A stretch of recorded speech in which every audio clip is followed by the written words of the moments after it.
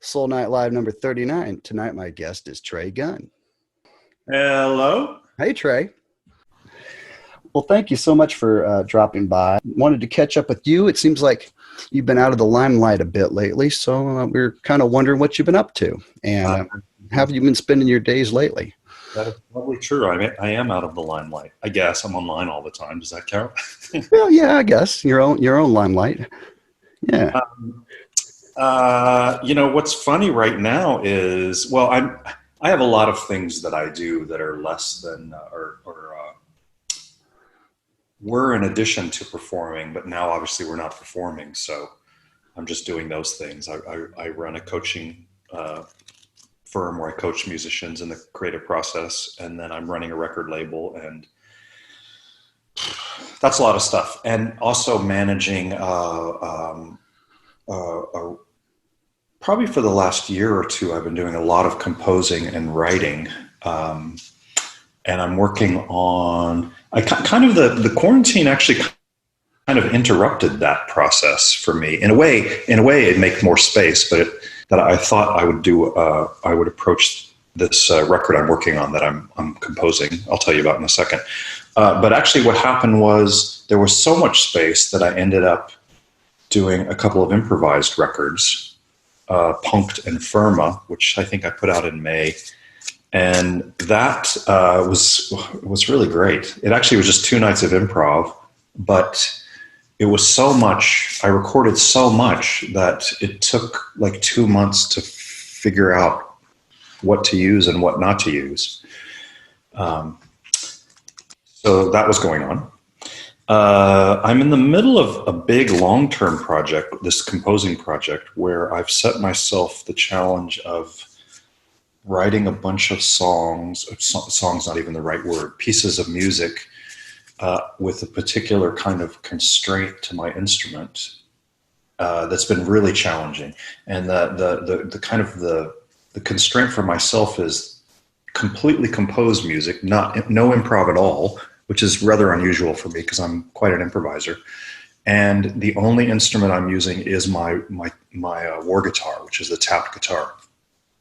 So no percussion, no other instruments, no groovy percussion that I'm sitting on top of and doing cool things. I'm making it all with just the Warr guitar, kind of like writing for a string quartet, or sometimes just a duo or a small, almost like classical ensemble. And I'm trying to make the music. Every phrase is super engaged and super composed. So I'm making air quotes. It's not groove oriented at all. Shall I keep going? Yes, okay. Please tell us. So what actually, and the process is very involved because I'm writing and making demos. And then after I've made the demos, then I'm actually going to go in and re-record everything and perform it properly, because I want to get a good performance and a rich performance, which is a rich live performance, which is what I really want with the instrument now. For better or worse, I've been sucked into another rabbit hole over the last 2 months that's caught me by surprise and has kind of derailed this particular project, which is I was kind of in the quarantine situation, kind of looking around my studio and just seeing all these boxes. And I was like, what's in these boxes? I got to get rid of this stuff. And I went in and found so many old recordings back to stuff that early rehearsals with David Sylvian and Robert Fripp for the project we did, live stuff with the Robert Fripp String Quartet, a bunch of stuff with Sunday All Over the World, one of the first bands I had with Robert and his wife Toyah. And I thought, well, I'm going to digitize a couple of these and send them to Robert and David Singleton at DGM and let them know I have them, because I knew they're working on stuff, box sets and stuff.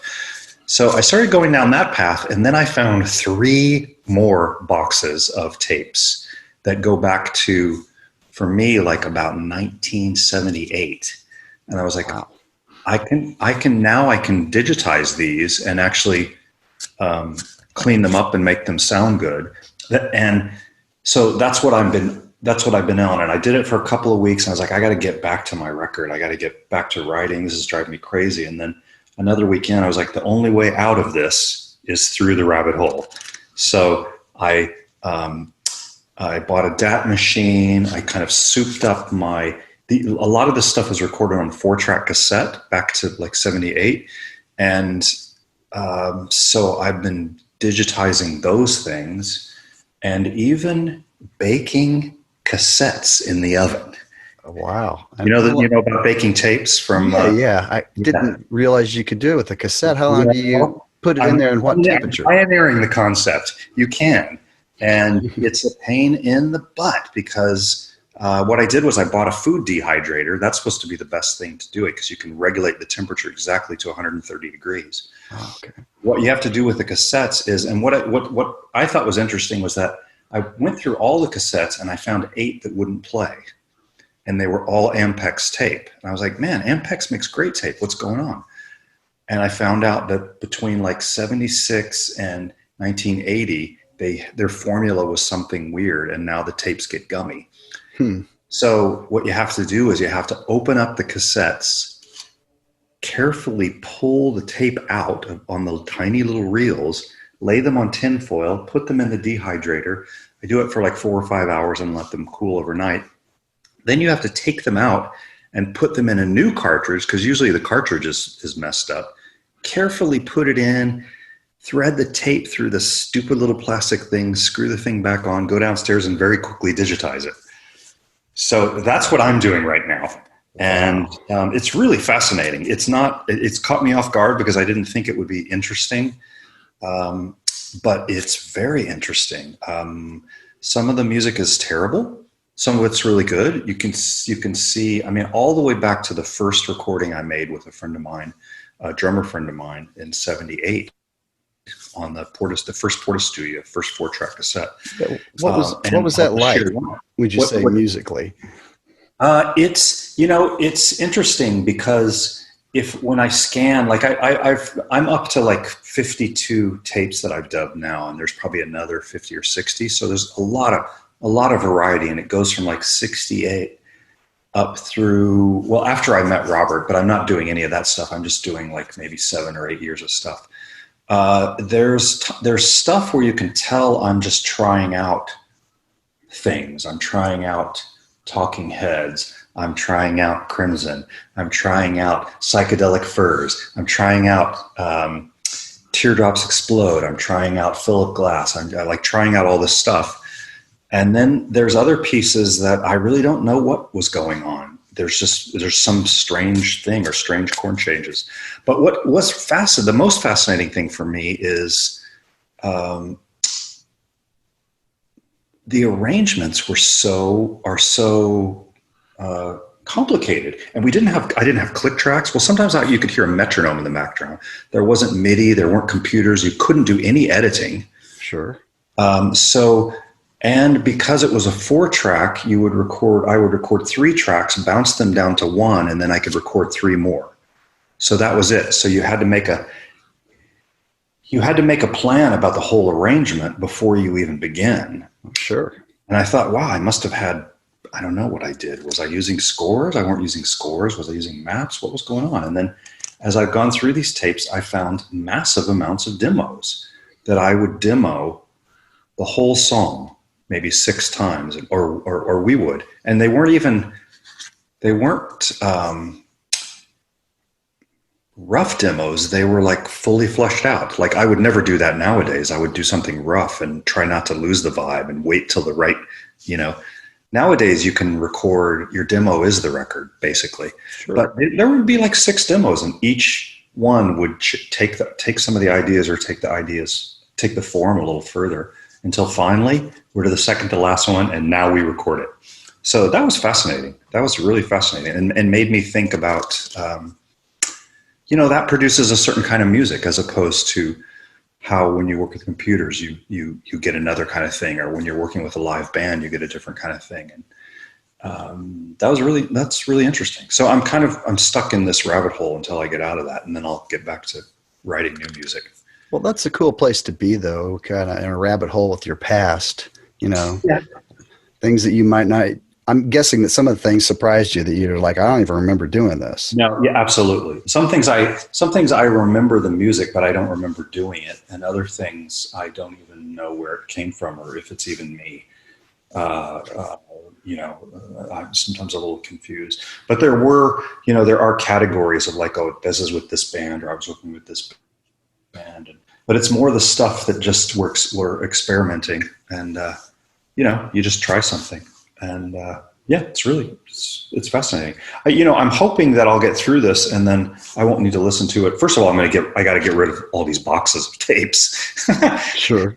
But then I'm hoping that it will kind of close a chapter. But it's been fascinating looking at the whole of, kind of getting a picture of the whole of your output in one blob. Yeah, and to go back that far to the beginning, it kind of ties in with some of my line of questioning. I kind of wanted to talk a bit about some of your early inspirations and kind of work forward through your career and talk about different highlights along the way. I was curious, what was like the first music you remember falling in love with? Like when you're a little kid, before you could even go buy a record of your own?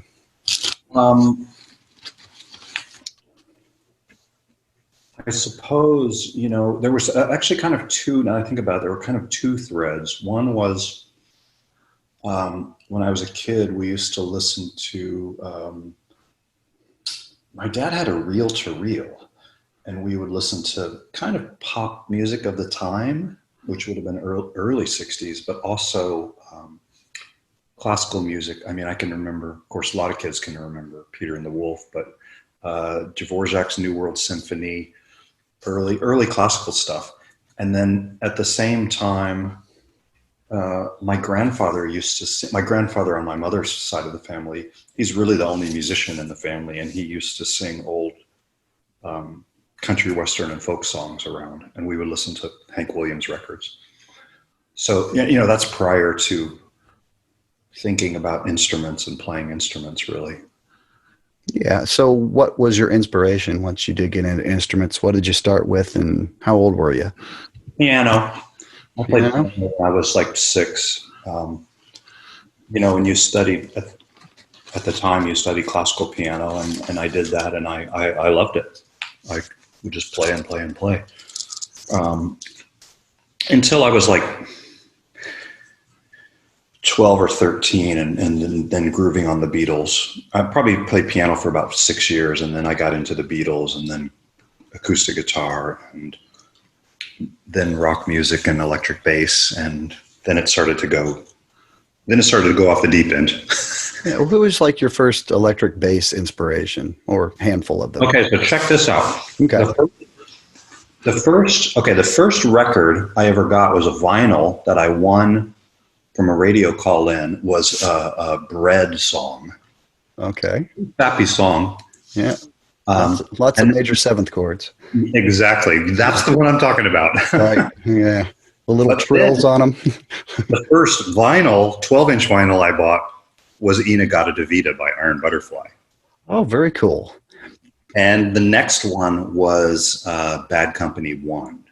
Okay. And really interesting thing about that record is I listened to that record forever through my whole teenage years, and played the music in bands and stuff as well. But that's the first record I remember playing along with on the bass, the first Bad Company record. And I had a really interesting experience, like mid-90s when I left, many years later, 25 years later. Been playing with Robert, was leaving New York City and moving out to New Mexico, and I had a car that had a cassette deck in it. And somebody had given me some old cassettes, and I found the cassette deck of the cassette of that record, the first Bad Company record. And I thought, oh, this will be interesting to listen to. I was driving out in the country, New Mexico, because now I never met Boz Burrell, but he was the bass player and also Crimson guy. So there's this funny connection. Yeah, I was going to point that out, but you're ahead of me. Absolutely. But here's what was really interesting to me.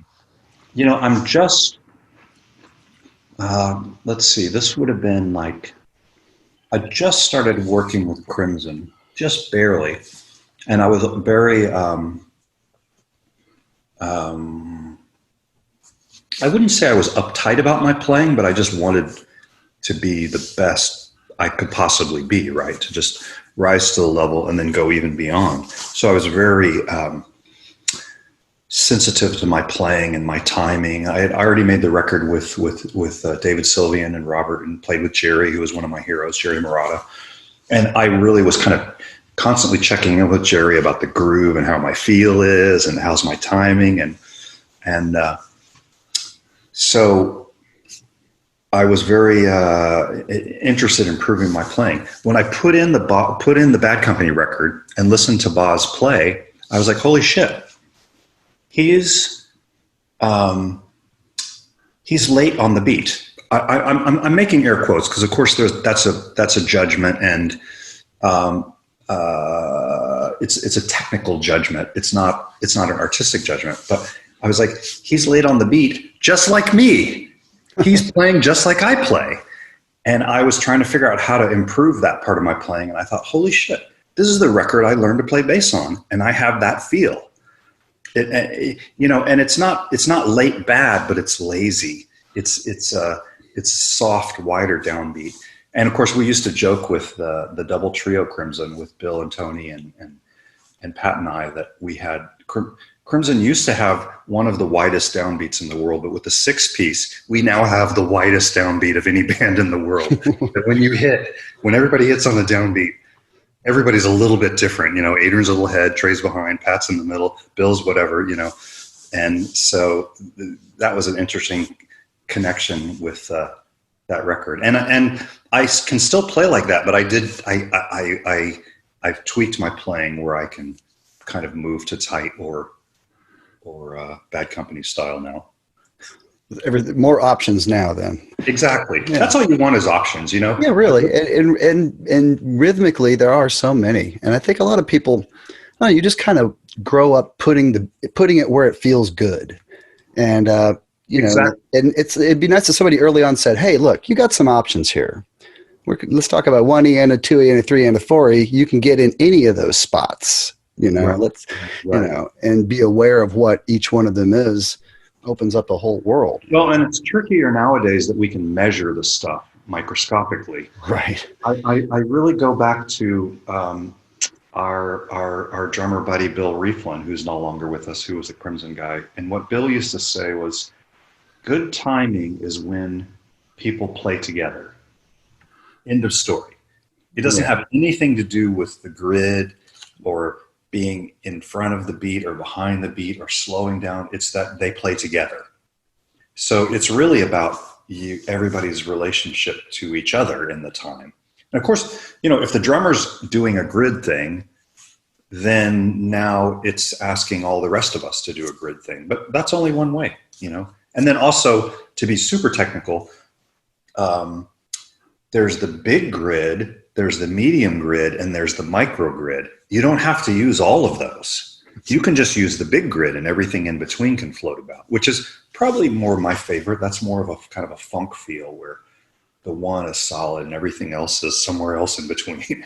Okay. Yeah, that's always great. Okay, well, very interesting. And so bass was kind of your main instrument for a while there after the piano. Is that right? Yeah, bass, and I had an acoustic guitar. I liked playing acoustic guitar. I didn't have electric guitar for a long time. Okay, so Boz was one of your earliest influences. Anybody else? Well, once I got into playing cover bands in the 15, 16, of course, Led Zeppelin, John Paul Jones, Geddy Lee. Actually, my first concert I ever saw was Rush and Thin Lizzy in 1975. I was going to ask. Okay. Wow. That must have been like Rush's probably second tour, wasn't it? 2112. And okay. Fourth then. Okay. The maybe it was 76, early 76. So the first concert I ever saw was Phil's bass sound with Thin Lizzy, and then Geddy Lee's bass sound with Rush. So, I don't know. I couldn't say whether they directly influenced me, but the power of that instrument in that context, that severely disturbed my 15-year-old brain. That's always nice when that happens, isn't it? Did you see Crimson in the early 80s? Never. No. I never saw Crimson. When did you get into them? Not until 1980. Until 1980, okay. I remember one of my friend's brother playing us the opening track of the Court of the Crimson King, probably in 1973. And then I had, or maybe 72, or maybe 71, maybe more likely 71. But I didn't have any knowledge of Crimson. They didn't play Crimson on the radio where I was in South Texas. It was more of a, I don't know, kind of a hard rock scene than progressive rock. Even though Crimson did play in San Antonio where I grew up a couple of times, it just, I don't know, I never heard it on the radio. Not until 1980, not until the Discipline record. So, and I didn't see the band then. So technically, I've never seen the band until like 2 years ago. Okay, so you saw the most recent version. Yeah. Yeah, and what did you think of that? I mean, did you ever think they would play those old songs again? You know, those songs don't mean anything to me. I never listened to them. They don't have really any meaning for me, I have to say. So that they played them doesn't, I don't really have much of I don't have a connection to any of that material. Okay, sure. Red for sure. Like a couple of the big instrumental pieces. Sure. Lark's Tongues too, but one. Well, I mean, I could, in hindsight, one. But I just all the vocal music from back then. I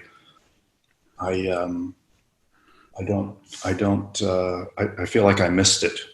And it must have been pretty interesting just to hear it freshly in a live context. How did it hit you?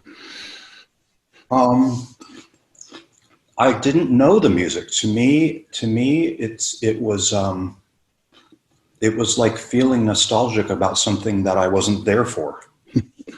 You know, I just don't have a connection to that music. Did you figure? Okay, there's still a couple. Starless for sure. But that's only because Pat and I played it together, right? In our duo. And of course, Schizoid Man, but it's only because I made some new memories of it, not because I know the music or I just wasn't there. From now, Discipline, and also Discipline is so over the top amazing and totally destroyed my head that it was hard to go back. I mean, I couldn't even make myself at the time go back and listen to even 73 or just, I don't know, it just didn't open for me like the Discipline band did. Sure. Well, that's the first album I heard. And the next one I heard was Thrak. Mm-hmm. Actually, I remember I was in line at Tower Records and there was a stack of them by the register and I'm just kind of impulse buy and I took that home and it blew my mind. It was like, because I hadn't heard Red or any of the 70s stuff. You know, in hindsight, I realized it's kind of working with a similar harmonic vocabulary that Red had. Yeah. Kind of the continue, almost like let's forget the 80s even happened and pick up at 1974. Yeah, very muscular, not spiky. That's great, though. I love that. I love all the different flavors of Crimson, and it was nice to hear a modern updating of that. So, yeah. I mean, did you go back and listen to the old stuff? I did, and a lot of it sounded kind of old and dusty. When did you do that? Oh, well, let me think about this. So, at mid-'90s is when I really got into Crimson. And it was when my friend brought over Baboom that really blew my mind. Because it wasn't until after you heard Thrak. Huh? What's that? It wasn't until after you heard Thrak that you went back. Oh yeah, definitely not. I mean, it was probably you're looking at it through that lens, right? Yeah, and I really didn't even hear any stuff pre-Discipline until I got a copy of Baboom and heard Red and Lark's Tongue and Talking Drum on that, and they seemed incredibly exotic.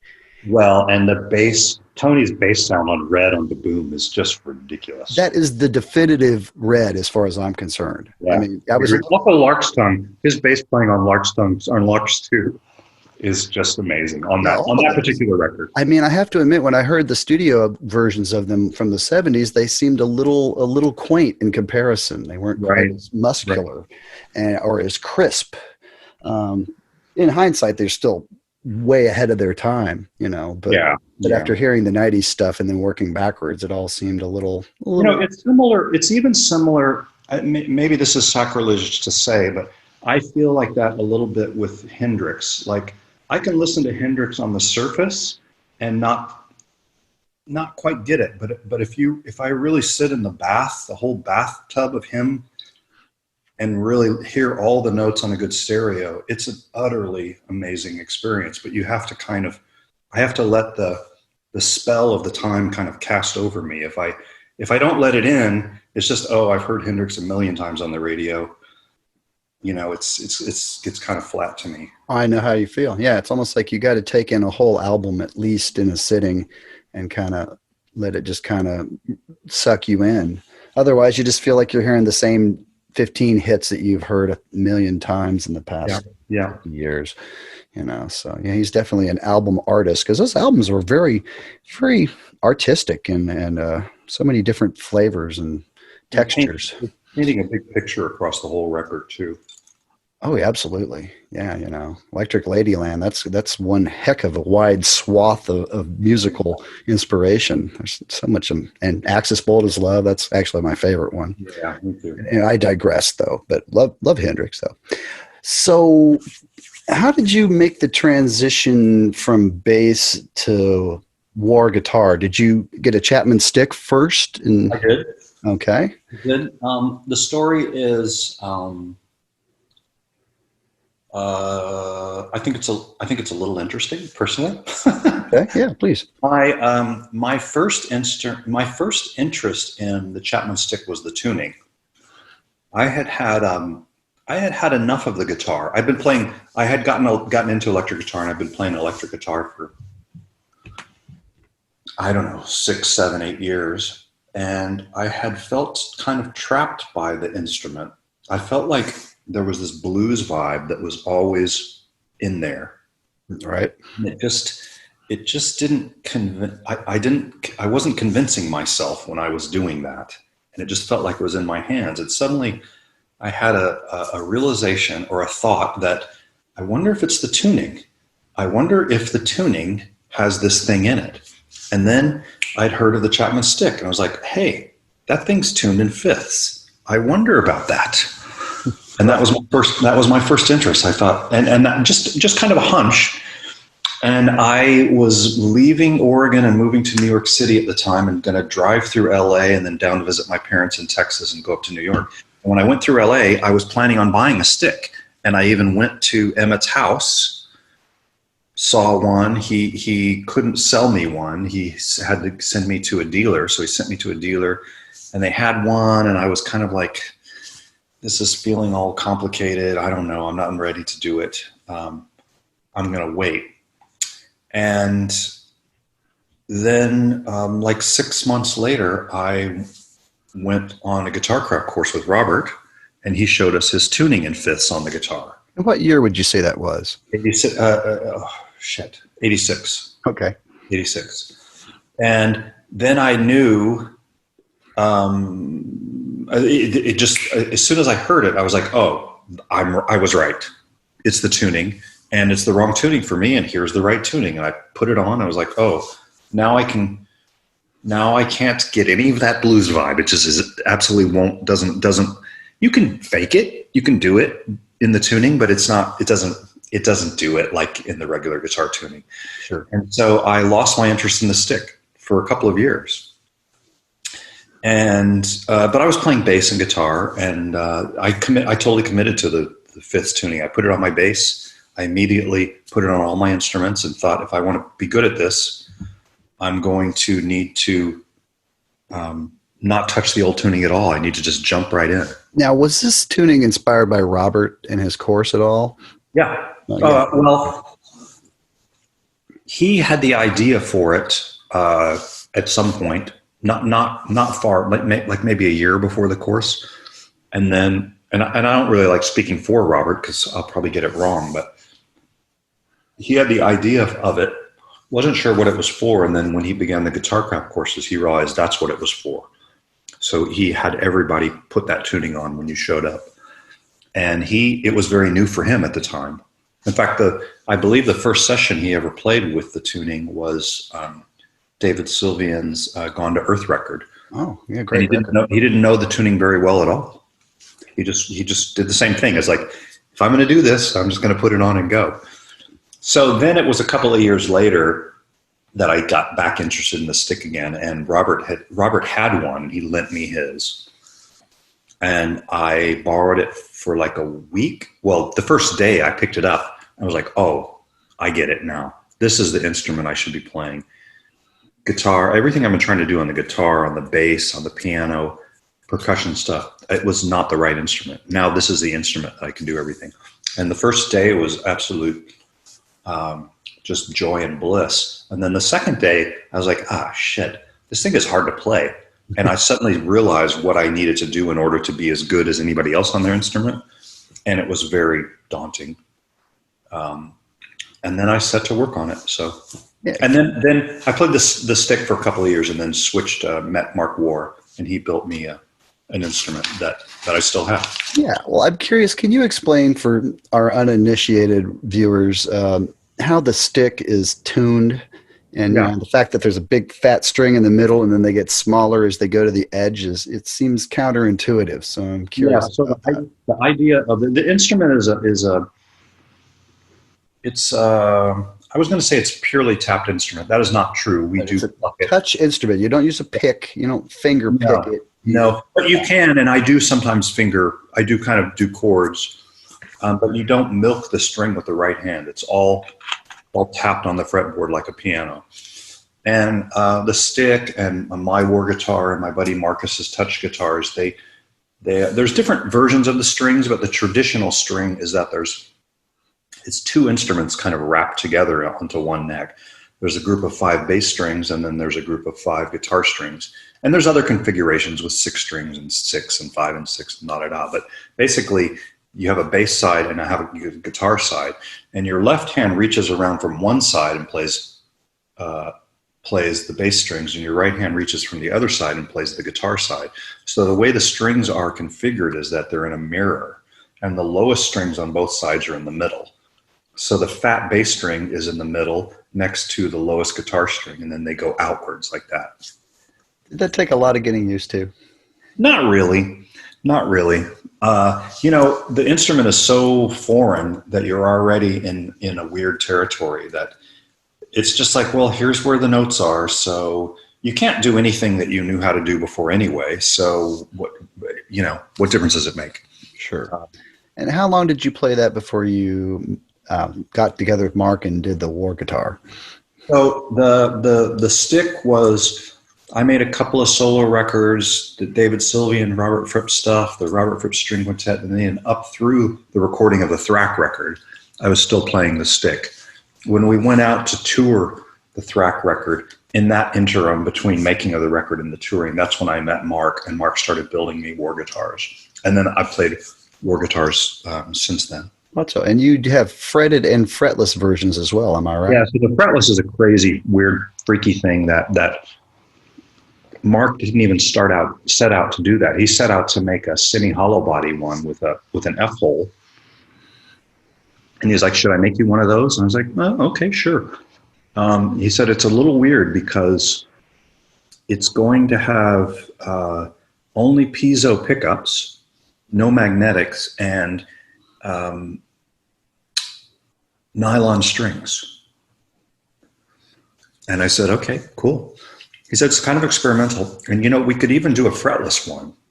I was like, oh, shit, fretless. I'd never played fretless anything. And I was always terrified about the idea of being in tune. Understandably. I thought, how about this? There's 2 sides to the instrument, right? There's the top side and the bottom side. Could you make me 2 basses, so 2 bass sides? One of them's fretted and the other one's fretless. And he's like, we can definitely do that. So that's what he did. He made me an 11 string. It's a 9 string. So the bass side is just like my regular instrument with the inverted bass strings. And then what would normally be the guitar side is a fretless side with 4 bass strings spread a little wider. The strings on these instruments are much closer to, they're like guitar widths from each other, not like bass strings. So I ended up with the one side is fretted and then the other side is fretless. And it looks very, very strange. It's got F-holes and it uses nylon strings. And it turned out it wasn't as hard to play in tune as I thought, or at least the way I figured out a way to not sound out of tune. And I didn't like the fretted side. It didn't, the fretted tapped nylon string piezo pickup just sounded, it doesn't, I don't like the sound of it. It sounds a little bit like an Ovation guitar to me.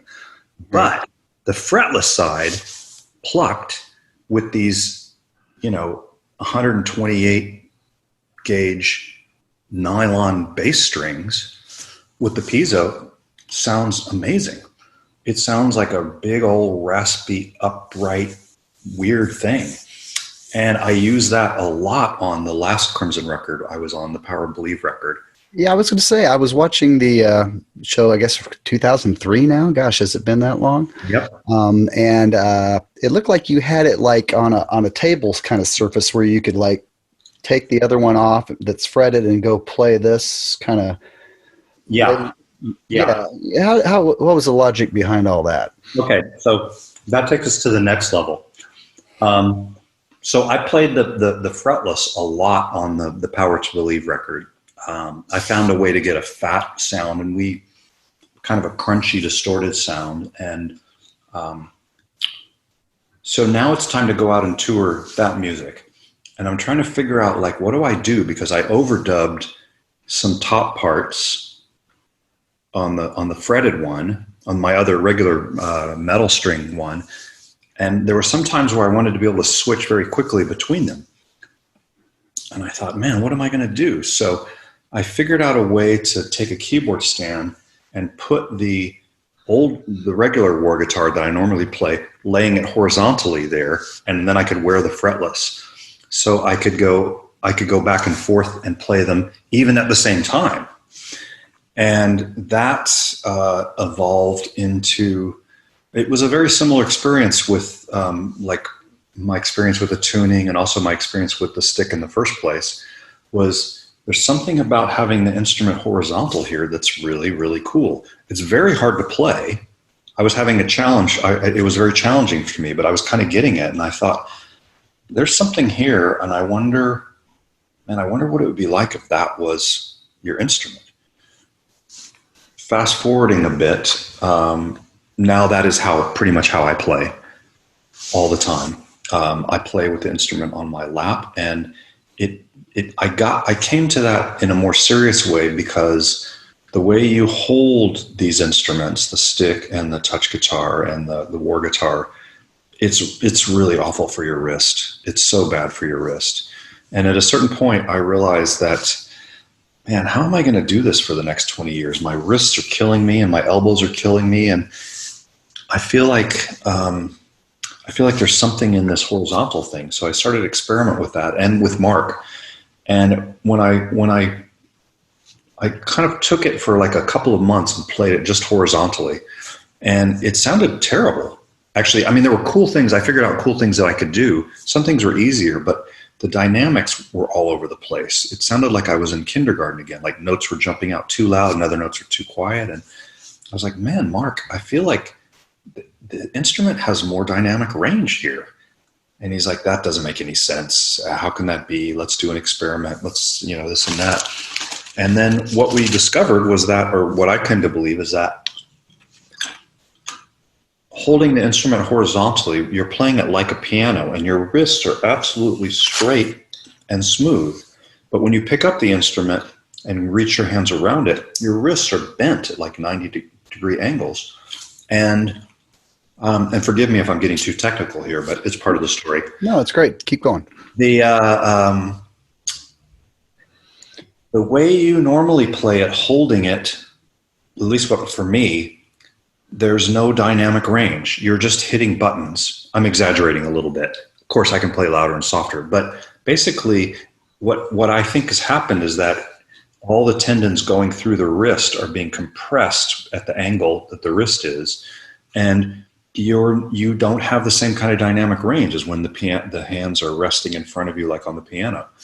And I've proven that to myself now after several years of playing it like that and getting the dynamics under control, that I have way more variations in loudness and softness horizontally than I do holding it up. It's not as rock and roll, so I still do it. I still do it standing up for the rock and roll context. But for me, it's the future. It's the future of tapping horizontally. Well, excellent. I was wondering about that. I saw a recent video where you did it exclusively like that. Yeah. And you were doing a bit of looping as well, I believe. And yep. It was really interesting. And a mixture of clean and dirty tones, and very, very cool. Now, what is the difference between the Warr versus the stick? Does the Warr, are the strings laid out in a similar way where the big one's in the middle and they mirror out, or is it just straight across? And are there more strings on the Warr than the stick? I think the answer is no. They're pretty much custom made. I mean, there's stick models, obviously, and they're Warr guitar models, but you could have whatever you want, and people ordered all sorts of things. Some people didn't like the strings with the low strings in the middle. Some people play them, and I can't remember all the names. There's like inverted and contrary, where the low strings are on the outside, or people call that uncrossed, because with the low strings in the middle, the way it works out is that your hands are reaching across. So to play the melody side, you reach across the bass side, and to play the bass side, you reach across the melody side. So that means your hands are going to bump into each other. Some people will invert those, and now they're playing uncrossed. Some people do 11 strings. I got Mark to build me an 8-string mono instrument during the late 90s when we were doing the King Crimson projects, the fractal projects. I didn't need a stereo instrument for that, and I thought, let's make this the most concise version of this instrument, which was 8 strings. And that's what my buddy Marcus plays, is an 8-string. So it's not, the string configurations can be the same. It can vary. For me, it's more about the sound is my particular instrument is a big, fat, round, rich, deep sound, which comes from the body and the wood. And the stick is just, the stick is not the same. It's a very minimal body. I mean, it's just the neck, basically. There's no body to resonate, so it's that. How many strings are on the stick? The original one, it's 10 strings, 5 and 5. Then he built a 12-string around the time I was playing it, and you could get it in 6 and 6 or 5 and 7. And I played a 5 and 7 version. So it's some version of that. He also has an 8-string. Ned Steinberger co-collaborated an 8-string instrument. Very interesting. So the neck on your Warr was considerably wider than on a regular stick. I don't know. I don't know if that's true. I have my stick downstairs. I have to compare it. It's pretty close. I was just wondering if the Warr kind of taxed your wrist and made you stretch more than, say, the stick did. No, I don't think so. In fact, the Warr has a different, it has a little bit of a different setup. With the stick, you wear this, there's a hook on the back that hooks into your belt. Yeah. You have this belt hook, and then you have a strap that goes under your arms, and the instrument is actually strapped to you. So you don't need your hands to hold the instrument at all. And the Warr guitar floats like a guitar, but the strap blocks are put in a funny place. They're put on the 2 horns, so it hangs a little more vertically. And what you get with the Warr guitar is that the instrument moves up and down and moves with you, whereas the stick was frozen. It's frozen in place. And I felt like that moving up and down gave me room to move around the neck and adjust my wrist better. But it's still tough. It's still tough on the wrists. A friend of mine had a question. He was curious about how you found different ways of articulating on what is naturally a staccato instrument. Wow, great question. Well, there's a lot of different ways. The first thing what's really interesting about we're getting into very technical stuff here. The first thing that's really interesting about this tapping technique is that it is in no way like playing guitar or bass. Is it like playing piano at all? It's close to piano, except the thing about the piano is you can play adjacent notes. On this instrument, you can't play adjacent notes without moving to a different string. You've got to release the lower note to play the higher note. And if you hold down the lower note and then play a note a whole step above, you're not getting enough energy on the string, because now you've moved the fret to, like, if I play at the 7th fret and now I hammer on the 9th fret, the instrument is already, like, the string is already 12 inches shorter. If I play the 7th fret, I release it and then play the 9th fret, I'm getting access to the energy of the whole string for both of those taps. You see what I mean? Mm-hmm. And it's very precarious on the bass strings and very lower. So the first thing you've got to do is learn how to release the string and clear the string before you play the next note. So the first articulation is staccato and disconnected notes. And what we've learned is that the most important technique of the instrument is not the tap, but it's the release. You have to practice the release. You have to practice the release as a separate action for quite a while until you get a sense of that. And once you get a control of the release, and the release is part of your articulation, now you can extend the time of the release to right before you need the next tap. And you start to get a little bit more legato feel. That's not using any pull-offs or hammer-ons, but you have pull-offs and hammer-ons, which is a different kind of articulation. The biggest challenge for our instrument, aside from this articulation thing, is, well, I guess it's similar in the articulation territory. When you're playing guitar, you have your right hand to pluck the string, and all your tone comes from the right hand. Your tone doesn't come from your left hand. Any guitar player could, any of these guys that we know their sound really well, you could almost have somebody else do the left hand. But if they're doing the right hand, you're like, oh, that's Bill Frisell, or that's Adrian, or whoever. That's Jeff Beck. It's in the right hand. It's not the left hand. On our instruments, there's no right hand. All you have is the tap. And once you've tapped it, you're done with the note. There's no milking it anymore.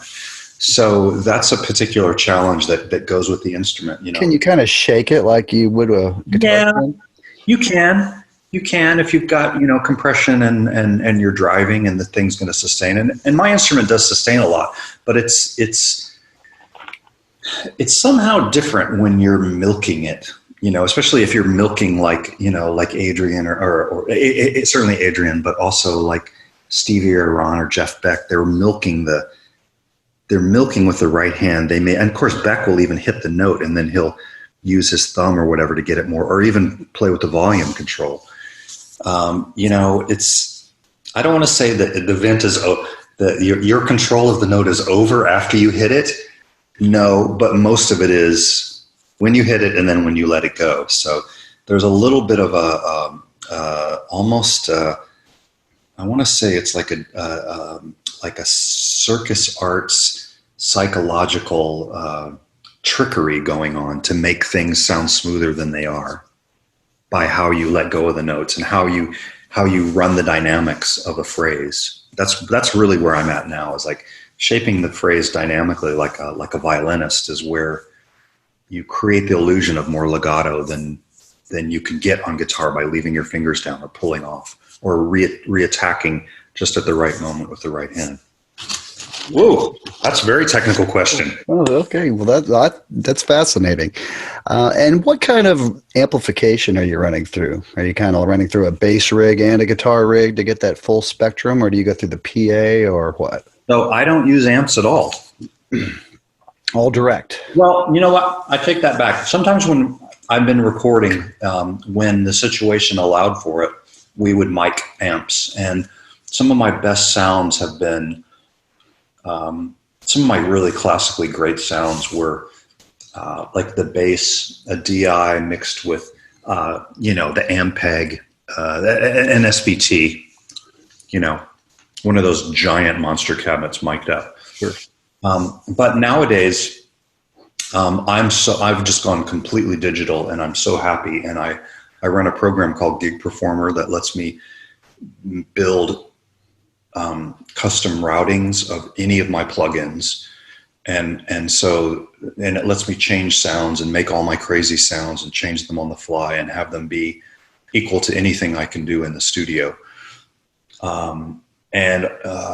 Even better than that, because it lets me process things in parallel, which is really great. Is what I found like I really like. I like the distortion with some clean mixed in. Maybe that's panned or two distortions, and give a little more articulation to the note, because I'm not picking, by having a clean in or different stuff like that. So yeah, no amps. I go direct. Very cool. My aim was to be able to fly around the world and do any gig with just what I not carry on the plane, but like 2 or 3 suitcases. Very good. Yeah. I've gone from having Marshall stacks to having one amp that I just walk into the gig with in one hand and the guitars in the other. Beautiful. And that's about as hard as I want to work these days. Exactly. Just one very loud amp with one speaker. That's funny. Very interesting. So I was kind of curious about your trajectory, from guitar craft into working with Robert and Toyah into Crimson. I mean, did you ever think Crimson was going to be a thing again once you were kind of in the fold with Robert? Not really. Not until not until pretty deep into working with David Sylvian and Robert. When I was living in New York, Robert would come through New York and stay at our place, and we would work on ideas there. And actually, that's a whole batch of tapes I also found. Wow. I haven't heard those yet, and I don't know that anyone's ever going to hear them, but it could be another box set, Robert. When we were working on ideas for that, and basically kind of in the context of working with David, some stuff would start coming, and I was like, you know what, that sounds like Crimson to me. I didn't say anything. Nobody said anything. We would just we would play around with little musical ideas, and so after the Sylvian project finished up, and Robert asked me, told me he was going to start up Crimson, and was I interested? It wasn't a surprise. Let's put it like that. Okay. But it wasn't until maybe 2 years before that I just had heard music that's like, what are you going to do with this music? You can't. It's obviously King Crimson, these musical ideas. So you're either going to do King Crimson, or you're just going to let the ideas, fall back into the ether. Do you feel like the music with him and Toyah had a Crimson connection?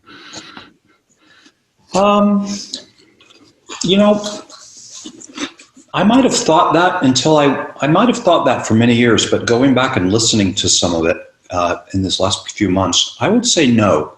I would say it's more closer to Robert as a session guitar player. So it's got more of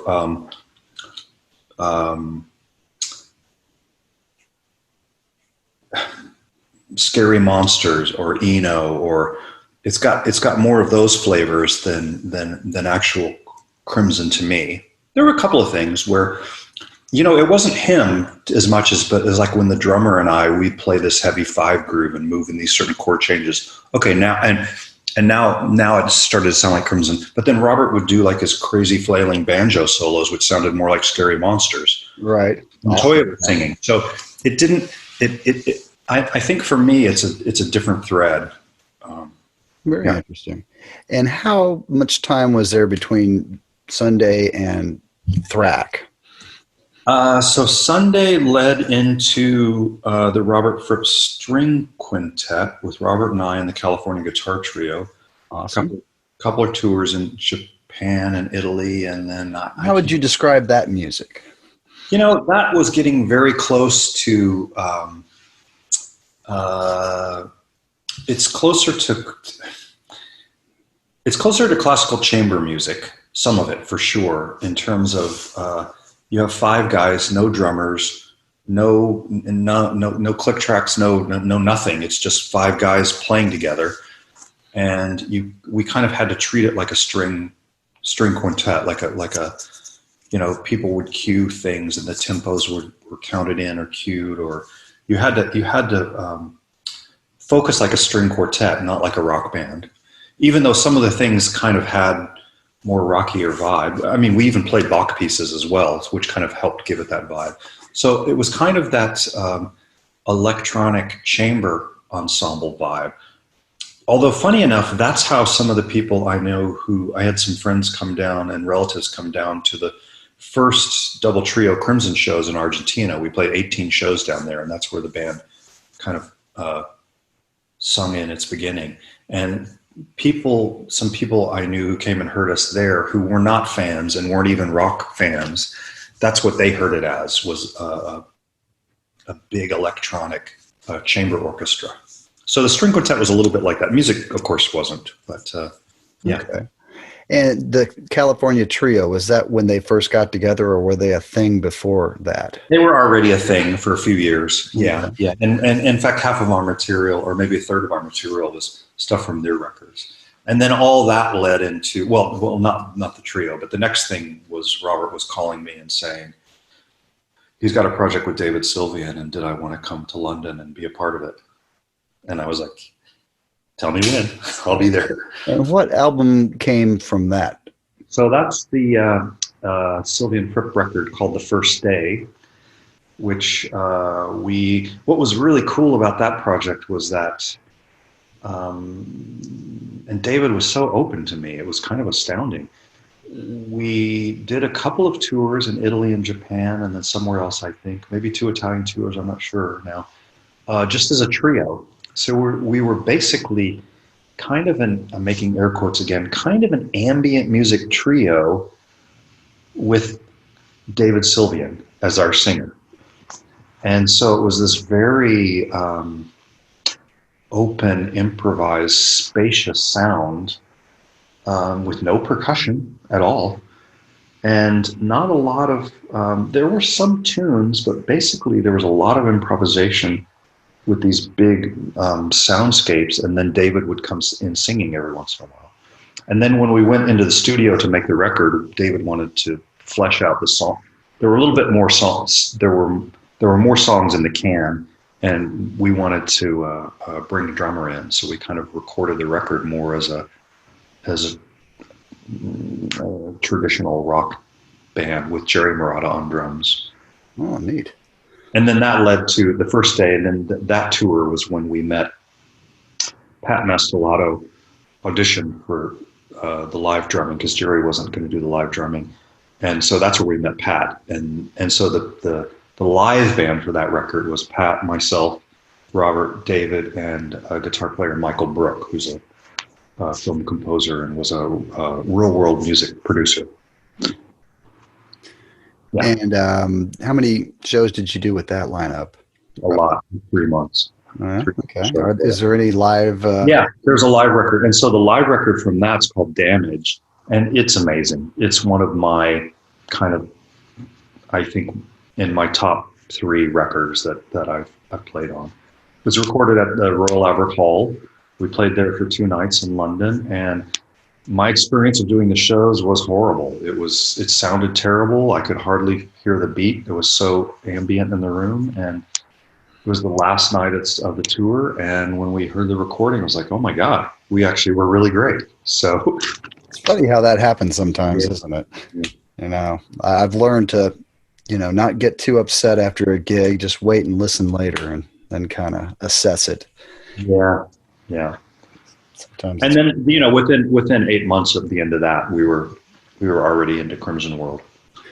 Yeah. So tell me about the thought to resurrect Crimson. I'm guessing some music started coming along, and Robert's like, this would work great with Crimson, so it's time for Crimson to come back, or? Yeah, and I can't even remember how much actual pieces there were. It might have been that there were only 2 or 3, but Vroom was on its way. Thracking was always there. We kind of did a little bit of thracking and some similar vibes with David Sylvian. It was enough. It was enough of a germ for Robert to know, I guess. Yeah, I've heard the story about how Robert was driving through the countryside and he saw two hills with the road going between them, and that kind of gave him the idea for the double trio.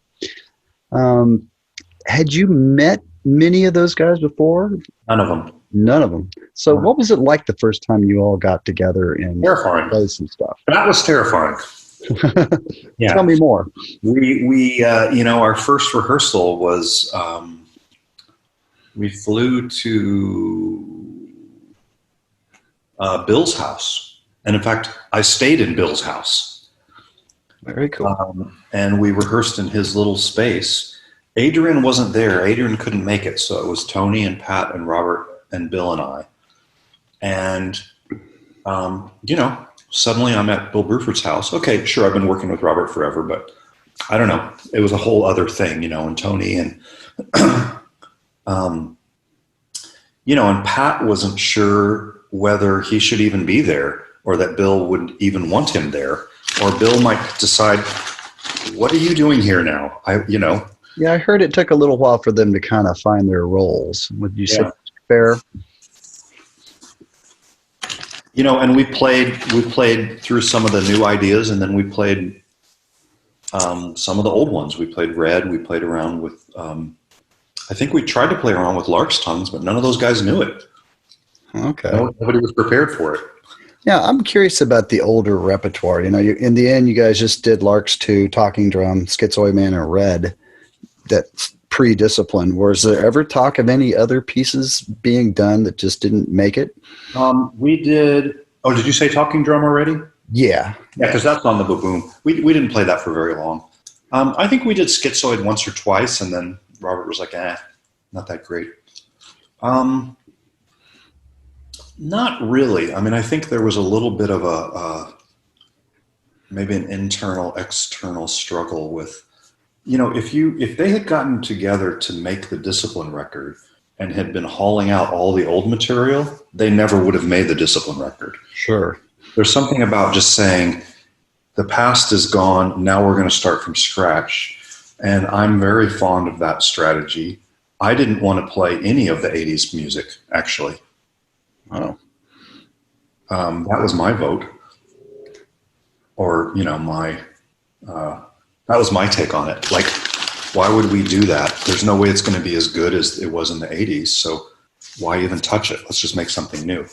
It was pretty cool, though. It was kind of like the 80s on steroids is what I think of. And we did, and we figured it out.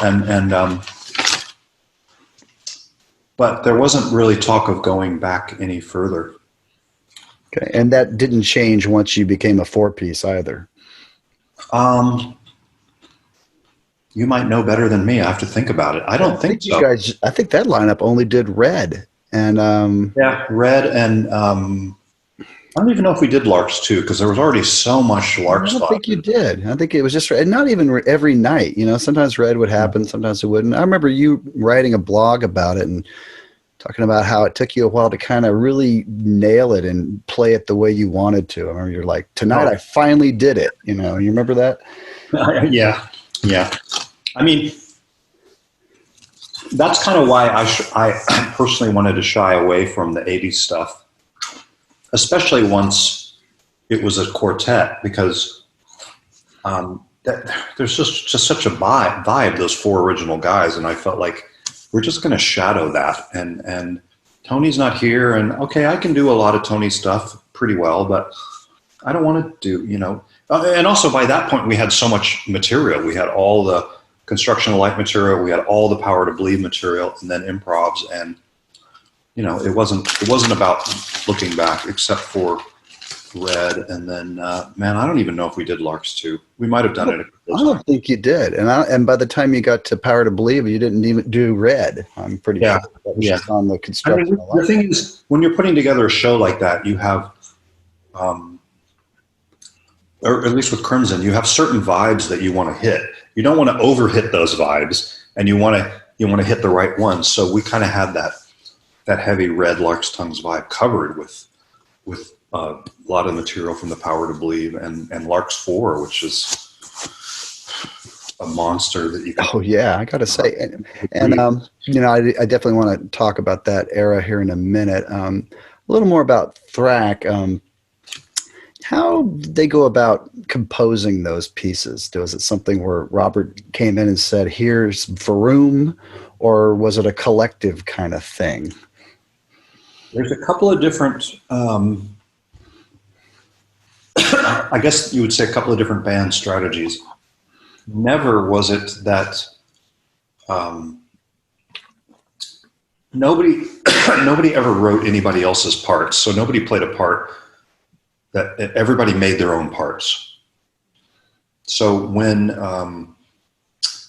either it was kind of an open idea where we would throw the musical bricks around the room and then construct together a form, or perhaps with like Vroom, large chunks of it were large chunks of Robert's parts were constructed, and then we would play to those and figure out what works in terms of all six of us, and now look at how the arrangement's going to be made on the fly. And then similar with some of Adrian's songs where a couple of the songs just merged very quickly, like Walking on Air merged very quickly, and there was a lot of improv around it.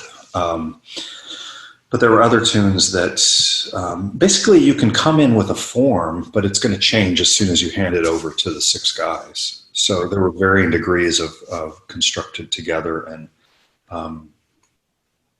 constructions brought in. Okay, very interesting.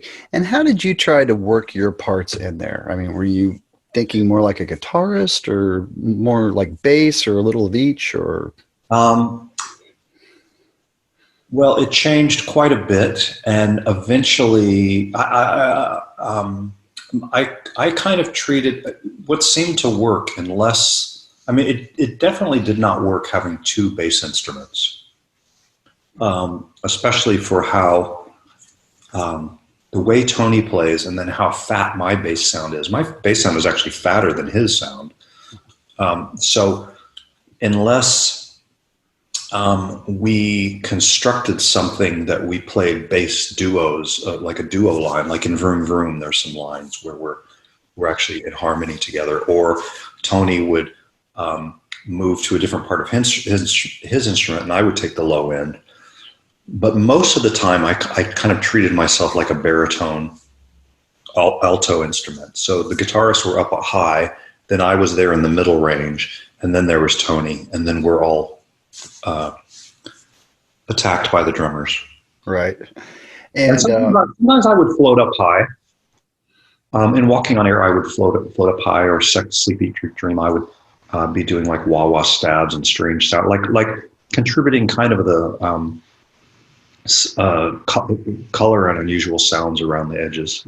How about on something like Red, back with the double trio? Yeah, so Red and Vroom's a perfect example. The verses of Vroom, I kind of went to like a heavy rhythm guitar vibe. So I would play like chord stabs while Tony's doing the I'm like right. And so that more the punk rock mid-range vibe. And Red was similar to that. I mean, Red wasn't one where you could mess with the bass. We did play around with alternating the bass parts, like for Elephant Talk, when we played that a few times. Tony would take half the verse, I would take the other half. We could alternate sections like that. So normally I would be kind of baritone in between guitar-y. Okay, interesting. Now, when you wound up being a four-piece, was there any, it's like some things that Tony played, he played on a bass, but you obviously didn't play it on the bass. I was just wondering, was there any trouble making those parts relate to a touch instrument versus regular? I'm not saying yes is the answer to the question. I'm thinking about it for a second. There is a challenge to, my instrument is extremely flexible, but it doesn't do everything. And I had to figure out ways to make that work. And I previously had figured out, actually back even with David Sylvian, I figured out that sometimes the tapping is just too pokey. especially when we didn't have drums. So I started learning how to pluck the instrument, and it kind of had an upright sound. And that's one way I could deal with some of Tony's things. Other times I just made the sound a little fat, and I rolled off the high end in a certain way, and I could get it, I could get it close enough. And then sometimes I would switch to the fretless, and that's kind of what I went to with Vroom. I went to the fretless, which I play plucked. Okay. Now I'm curious about improv, and do you feel like the smaller the ensemble, the freer you are with improv? And I guess I'm curious about, there's certain songs that they just pry open and it's like Thrak. Okay, we're going to improv in the middle of this. Was it always planned in advance? Or was there ever a time when a guy just started going for it? Kind of, like, I may stretch this out tonight. Yeah. With the Thrak, there was never a plan. And what would happen is, what more often would happen was, it was not like, I hope I have this right. It was not like there was a shakeup when something new would happen. It's more like kind of a strategy would emerge for a few days, and then it would mutate. So like maybe, and the Thrak with, did we play Thrak as a 4-piece? I don't even know if we did. But we did similar stuff. That basically with the 6-piece, yeah, you're absolutely right that it's much trickier improvising with 6 people, especially with 6 people who can totally have the lead voice. Right. So it was definitely kind of planned in advance. Like, this is the song we are going to do this in, but you're not going to do it in the other songs. Nobody's going to take a surprise anybody and stretch frame by frame out tonight or anything like that. No. When that would happen, that usually something had gone wrong, and we're trying to find a clever way to make it work. Right. Well, I think that's still kind of true today. Like easy exactly. A vehicle for improv. Yeah.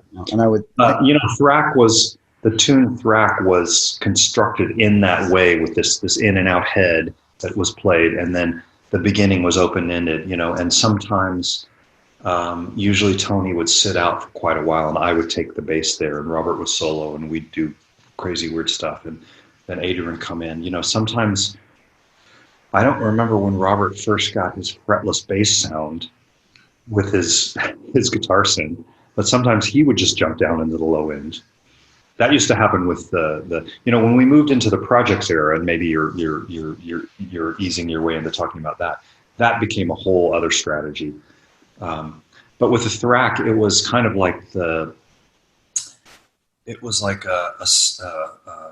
segregated part of the show where anything can go, and it can be the most abstract, strange, and that's the place for that.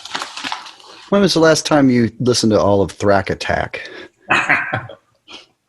Does anybody make it to the end of that? Never. Because it's a wild ride for sure. But there's some people who say that's their favorite Crimson album. So they're out there.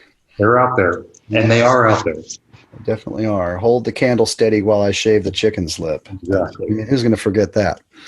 So how did it feel when the 6-piece was winding down? What was the writing on the wall that kind of pushed things, instead of just going, we're going to do another album with all 6 of us? What inspired the projects, and what do you think the overall fruit they bore was? The winding down, I never saw any winding down. I just saw it's over. I don't know what was going on with Bill and Robert, but if there was a winding down or somebody just cracked. But basically, I think Robert just suddenly saw that it was untenable doing this giant production of 6 people, and we finished the rehearsals early, and that was it. I mean, I think it's not uncommon for Crimson. When we met up with the guys for the first time in Woodstock when we were recording the Vroom record. So we kind of rehearsed at Bill's house, and then we just went right into the studio to make the Vroom EP.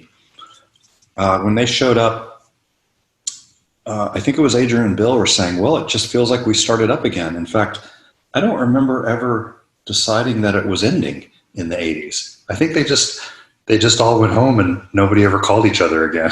for 10 years almost. Yeah. The projects basically began as Bill contacting Robert about doing a duo night of improv together, free improv. Question, how much of a gap was there between the end of the double trio and the beginning of the projects? There can't be much. Yeah. I mean, it's probably less than a year. Okay. I mean, Pat would know exactly. It could be 6 months. I was a bit surprised when I heard that Bill had asked Robert to do some shows with him. Yeah. And Robert said, well, how about we ask Trey to come in? And Bill said, well, then how about we ask Tony? So it was a 4-piece. And which of the projects did that become being? So that was Project 1. Project 1, okay.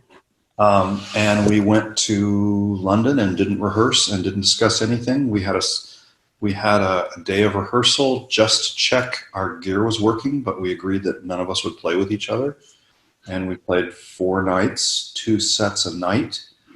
And it was pretty amazing. It was a strange experience of everyone playing everything they knew. And then by the 3rd night, everyone had played everything they knew, and there wasn't anything to play anymore. And we kind of were dumbfounded for a moment on stage that nobody could go to the well anymore because we'd already showed everything. And then something really amazing started to merge because we started playing basically what we didn't know. And that for me was the spirit of the projects, and went through all of them, that there was this sense of, you don't have to know what's happening. You just have to keep playing. And you can go anywhere you want to go. You can go anywhere the melody wants to go. I'll go this way, you go that way. It doesn't matter. We're all going, we're all just going. Do you think these projects were a reaction to how little you could improv with the double trio? In some ways? Because it's like you're going from a very structured night where you had one segment where you can improvise. Suddenly you got a whole night of improv. That must have been very liberating. Well, it was definitely liberating for me. And of course, the project that played the most shows was Project 2, which was Adrian on drums. Space Groove. So that was incredibly freeing because it was only Robert and I out front, with Adrian going bananas on his V drums. So yeah, I mean, I don't know how it fits in terms of reaction or not. I think it's more like we just there was just a resonance with the concept, and it was working, and we just ran with it until we stopped running with it. And then there were 2 others. There's Project 3. That was you and Pat and Robert. Is that right? Yep. Okay. How would you describe each one of these? Did they have a different kind of tone and vibe? They did. Even though we didn't have material per se, there were general musical ideas. It's a little bit like there was a little bit going on that was similar to when Robert and I were working in the back of my apartment in New York City before the first Crimson. There's a little bit of like, we have this idea, let's go take this idea out on stage. But we did it on stage. Let's take this idea out on stage and kind of riff on it and see what we find. So there were kind of general areas of playing. And even though those areas sometimes were consistent throughout them, although not really Project 1, nothing was organized at all. But by Project 2, we kind of came up with this heavy construction idea, or this light construction idea, or the F-sharp sustains, or, let's do them in E-flat tonight, but let's change this note kind of thing.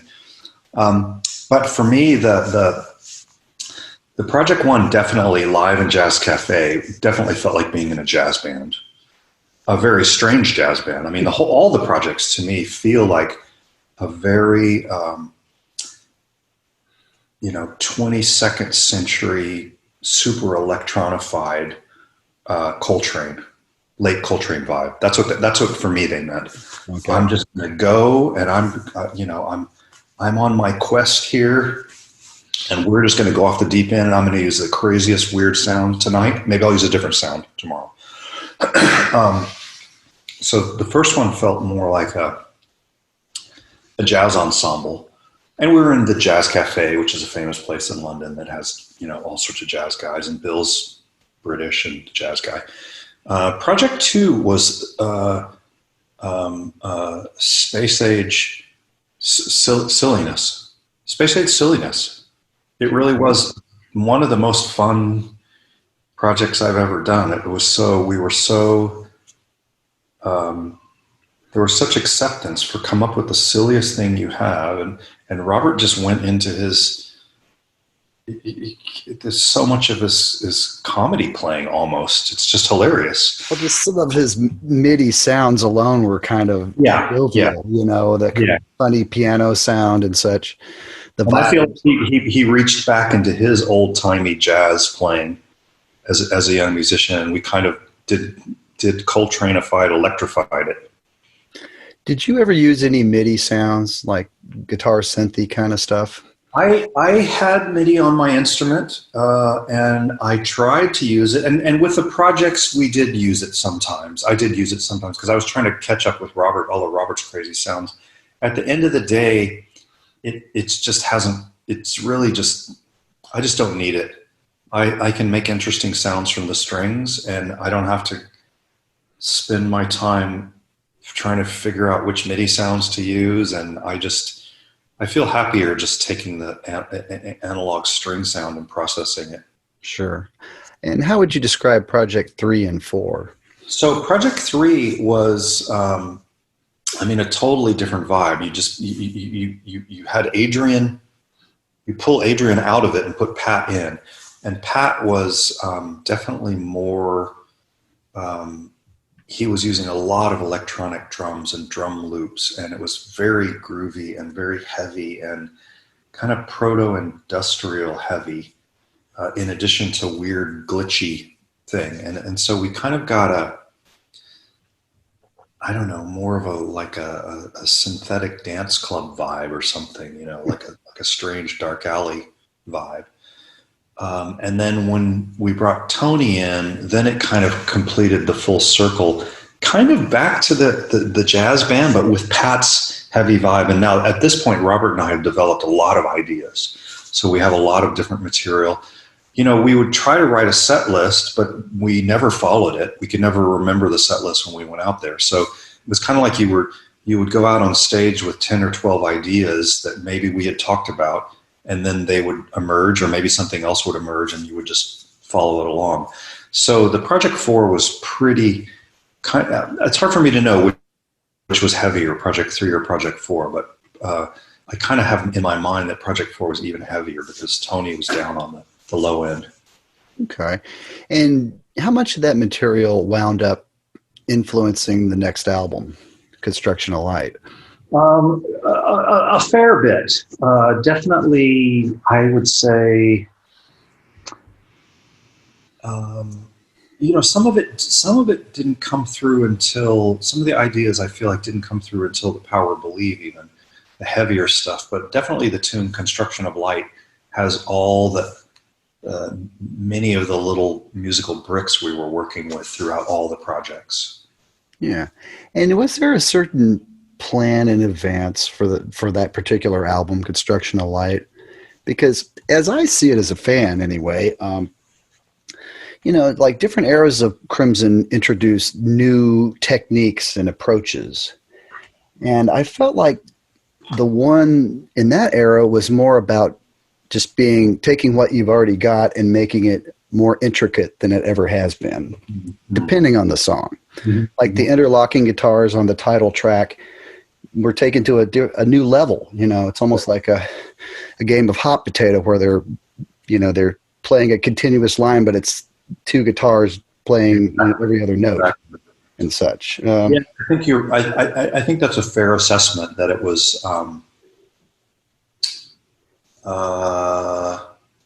I don't want to say there was no new ideas, but you definitely took the lineage to the earlier ideas was pretty clear, but it just went further and further, you know. Yeah, can you tell us a bit about composing your parts for the ConstrKction of Light, the title track?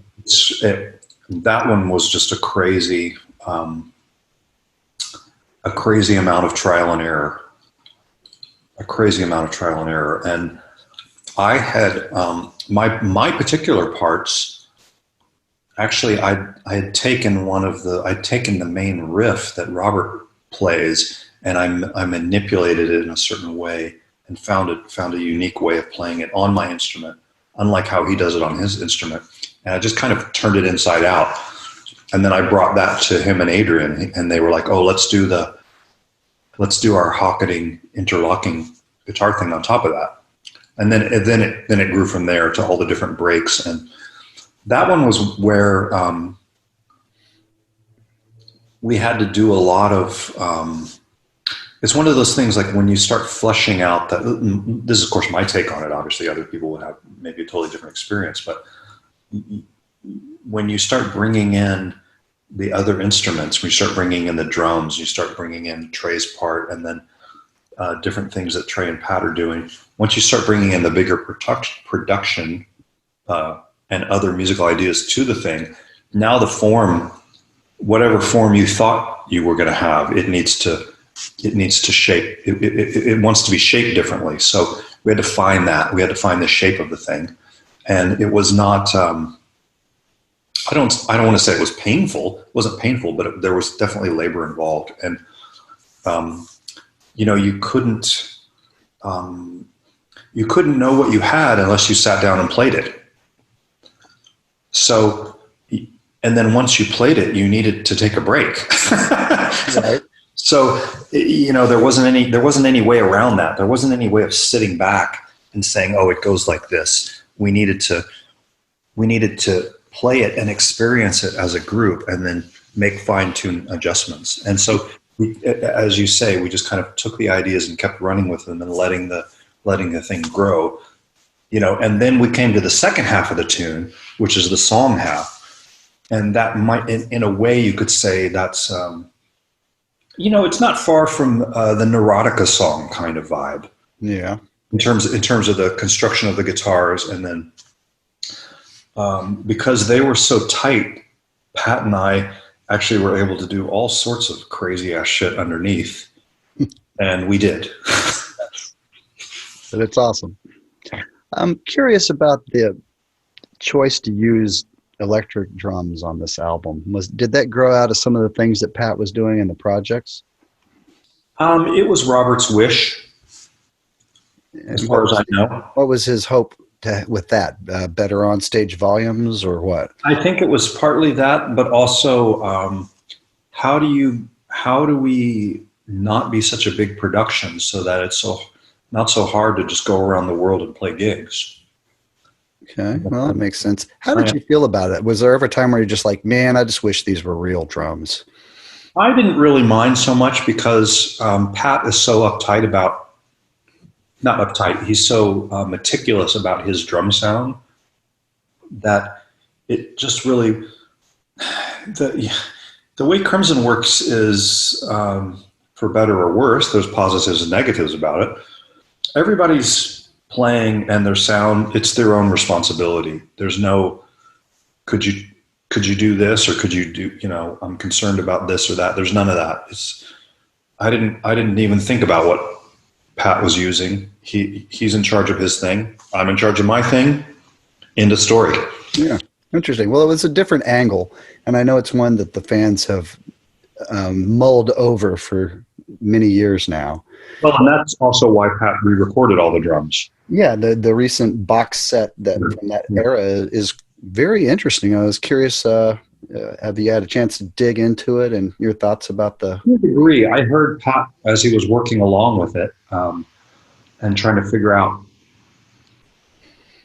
how to get the good mix and how to get a mix that everybody would be happy with, and is it working? And have I sat down and listened to the whole thing when it came out? No, I haven't done that yet. A lot there. I mean, that thing was huge. I mean, just adding all the bootleg teeth. Oh yeah, no, forget all that. I'm not going to do all that. Right. I was there. I'm not going to go listen to all those live shows. I hear you. What any memories of constructing Lark's Tongue number 4? And was there any thought to previous Lark's Tongues, or was it more like it just kind of? Well, I'm embarrassed. Obvious it was. I only knew Lark's 2 because that's the only one I played. I didn't go back and listen. So maybe for Robert there was, and Pat obviously knew those. In fact, I think Pat. Now that I think about it, I think Pat made some references to Lark's 1 here and there with the sounds, maybe the little toy box, or I don't know. I know it was in his mind. No, it was more that we took the musical ideas and just kind of ran this way, and then basically Robert said, well, look, this is a Lark's Tongue. We can call it whatever we want. In fact, I think we had a different working title, but eventually he's like, this is a Lark's Tongue. And now, which when you get the right name for something, it can really help complete it. Now we know what it is. It goes into this vibe, and this vibe gives us permission to go off the deep end in certain ways that you can do with the Larks that you can't do with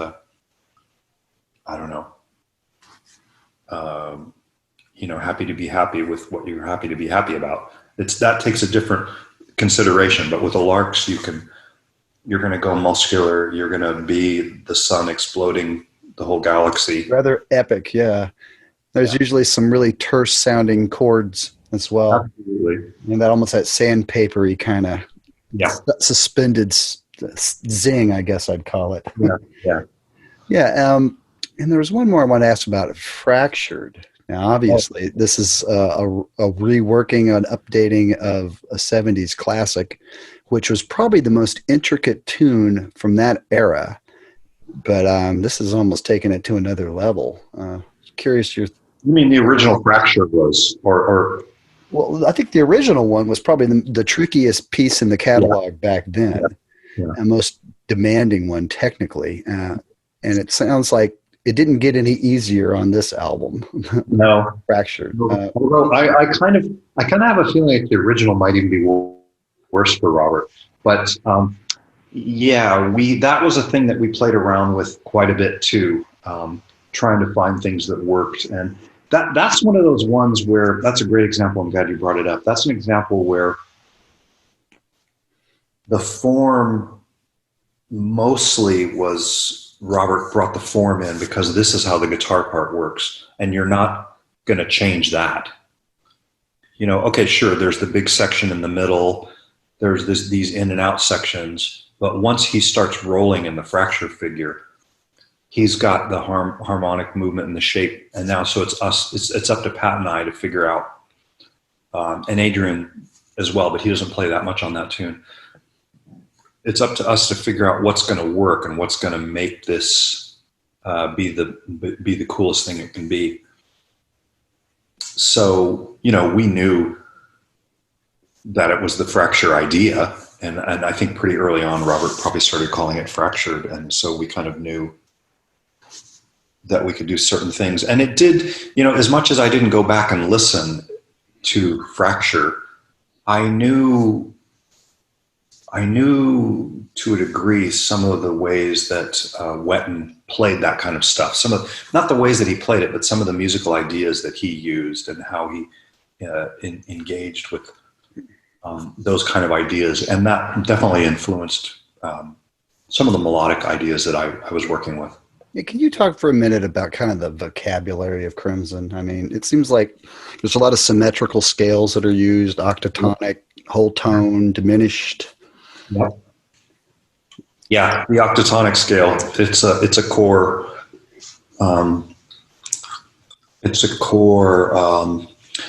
What do you call it? It's not really a vocabulary. It's kind of like a flavor. Yeah, it's a flavor and it's a framework that you can draw from. You know, the tune Dangerous Curves. Yeah. So the chords that are happening above, Robert's synth chords, drawn from that as well. There's a couple of chords that aren't. Like there's not a major 7 chord in the octatonic scale, but he plays one. But it's one of those. It's for me, it's an example of how you can get these actually really beautiful chords out of that. They're hidden. There's a lot of things hidden in that scale. It doesn't have to be. Well, FracKctured is not really that. FracKctured's whole tone, but it doesn't have to be the ConstrKction of Light, which is like pure octatonic head to tail until the singing part. It doesn't have to be that particular kind of Bartok flavor all the way through. It can be just little touches here and there of the strangeness. Yeah, there's a lot of beauty in there, and you know, I think that's the kind of the hallmark of Crimson Sound in a lot of ways is melodic dissonance.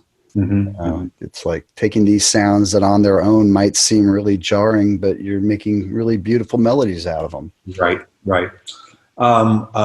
Indiscipline, Adrian's melody in Indiscipline. It's it's totally octatonic. I think pretty much, even though Adrian's not. Adrian plays it by feel, whereas Robert plays it by construction. To kind of over exaggerate process of it. So leading into the next album, you know, I think for a lot of people, you know, ConstrKction of Light was really enticing, but I felt like you really hit it out of the park on Power to Believe.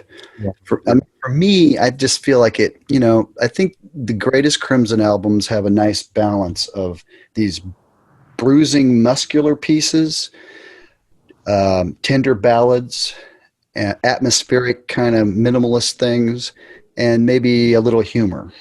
It seemed like that album did it all.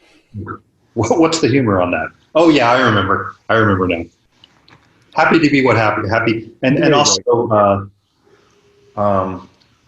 what's the tune that Pat and I are in 11?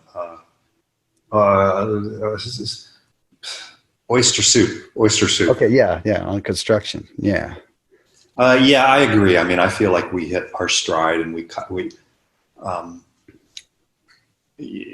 played together enough. We knew what this particular band was good at and could do. And it was a very, you know, the thing about the ConstrKction of Light, that was a studio record. Crimson doesn't do studio records. That was maybe the only studio record. Somebody else could probably correct me on that, but it was written and recorded in the studio and then went out and played live in a traditional kind of rock band situation. All the other Crimson records played live first and then go in the studio and capture. And what do you think it gains by going that extra step? Just a better... Well, the music totally changes. Yeah. You know? That's one of the things we noticed about the Thrak record. The tempos are very different from the Vroom EP, which we recorded before there were shows. The tempos are slower. There's less... less cutting loose. There's just a different kind of flow. Mm-hmm. And with the Power to Believe, we pretty much played all that material live before we went in the studio. And the other thing you get is that Thrak was recorded in 1 week. Really?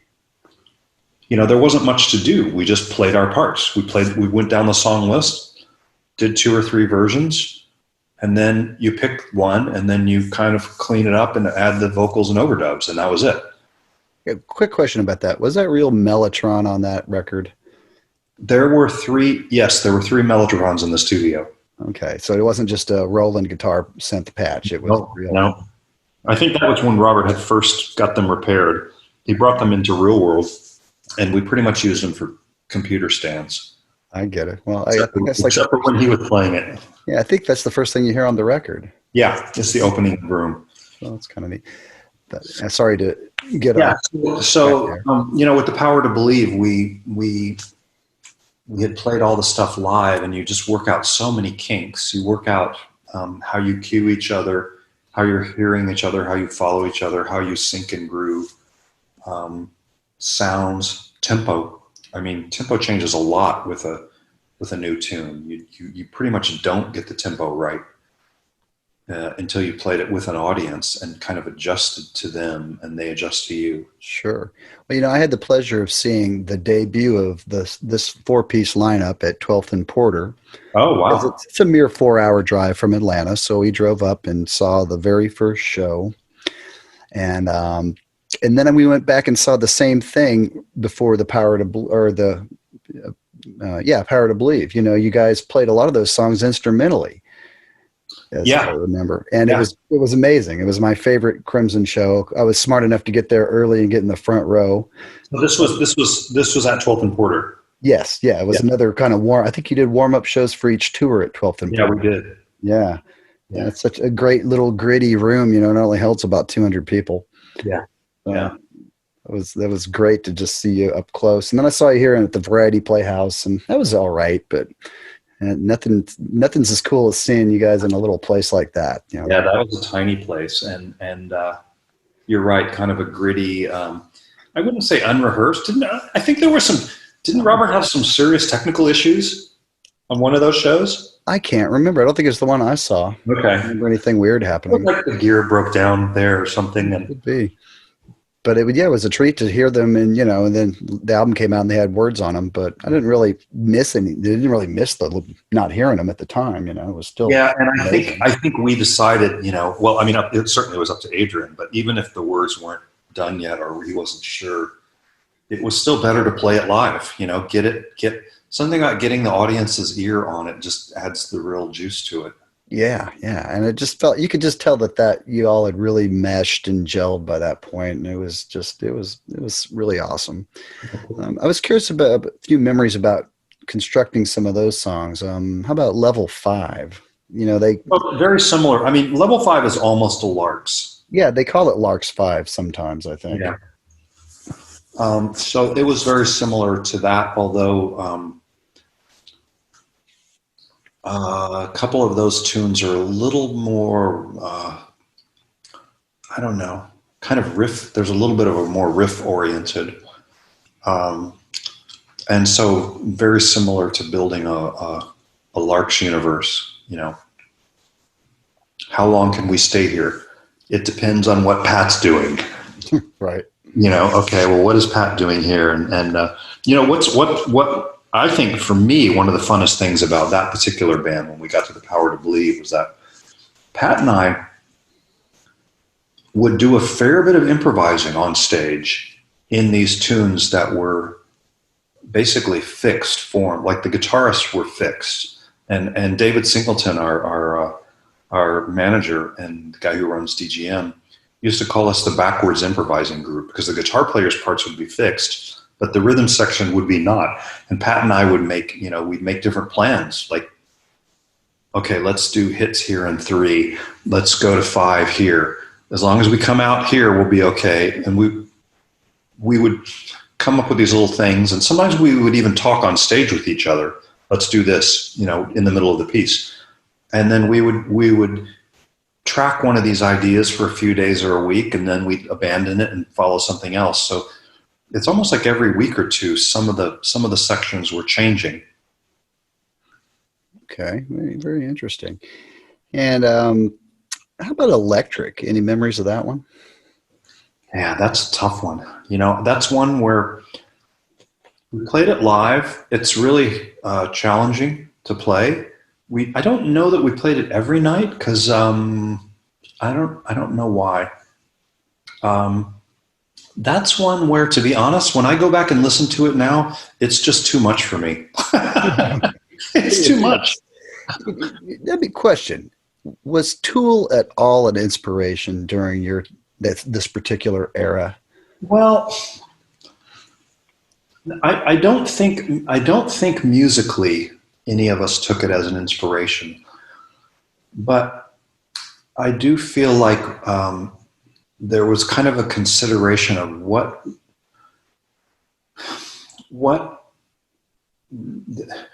how would the music shape? What's the shape, or how would the music change if it was played in a large room? Because it's different. You can't do the same kind of things. Well, a lot of things just get kind of lost in the mix. Exactly. You can't get too intricate. Yeah, it's there's a combination of all sorts of things. There's a whole lot more people, so there's more. I don't know. There's more different responses, and I'm sure maybe there's even a formula, or somebody could totally figure this out, or maybe Crimson has. I don't know, but there's some, like, the certain number of people and the size of the room can only take so much density of ideas, and you need to make a broader stroke. Now, that doesn't mean dumbing it down at all. It just means using a 1 foot wide calligraphy brush as opposed to a 1/4 inch brush. Mm-hmm. And so I feel like that was a consideration in the back of our minds, and that's kind of where these bigger, heavier riffs came from. And there's plenty of dwiddly bits, and we played dwiddly bits a lot with Tool, but there was also this sense of, let's have these big, heavy, slowish, Oh yeah, I mean, level 5 is a good example. Sounds like Godzilla's taking a walk or something. Exactly. And I'm sure in a big arena that cut through a lot better than something really, I mean, there's nothing to me, there's nothing that sounds like Tool at all, except for maybe the heaviness, but just the heaviness and the edge of the guitars, I think. Yeah. People have mentioned a kind of a guitar cyborg approach. Yeah. And I think that's one of the things that made people kind of yearn for what they're doing now. Like you guys nailed it, but what's next? And I think the answer was bring back the woodwinds. Right. Do something different with a different palette, Right. Yeah, you're probably right there. And I don't know what inspired Robert to go the direction he did, but it's been an interesting ride. I mean, I don't either, but certainly that you could was a new thing in a weird way. Yeah. So, what are your thoughts on the lineup now and the 3-drummer approach and all that? Like I say, I mean, I love the guys. I love the music. I love hearing them all play. That 70s music doesn't mean anything to me. What about the stuff from the albums you were on? Did they play any the night you saw them?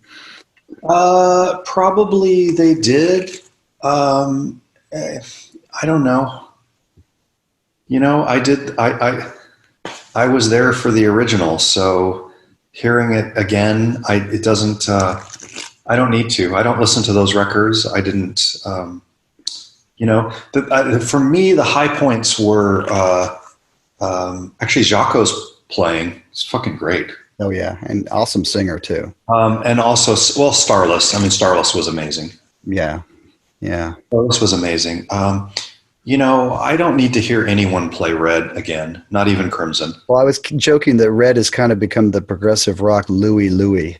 Yeah. I mean, it's great. And I could put, like I say, with the Hendrix thing, I can put myself in the spell to be taken over. Yeah.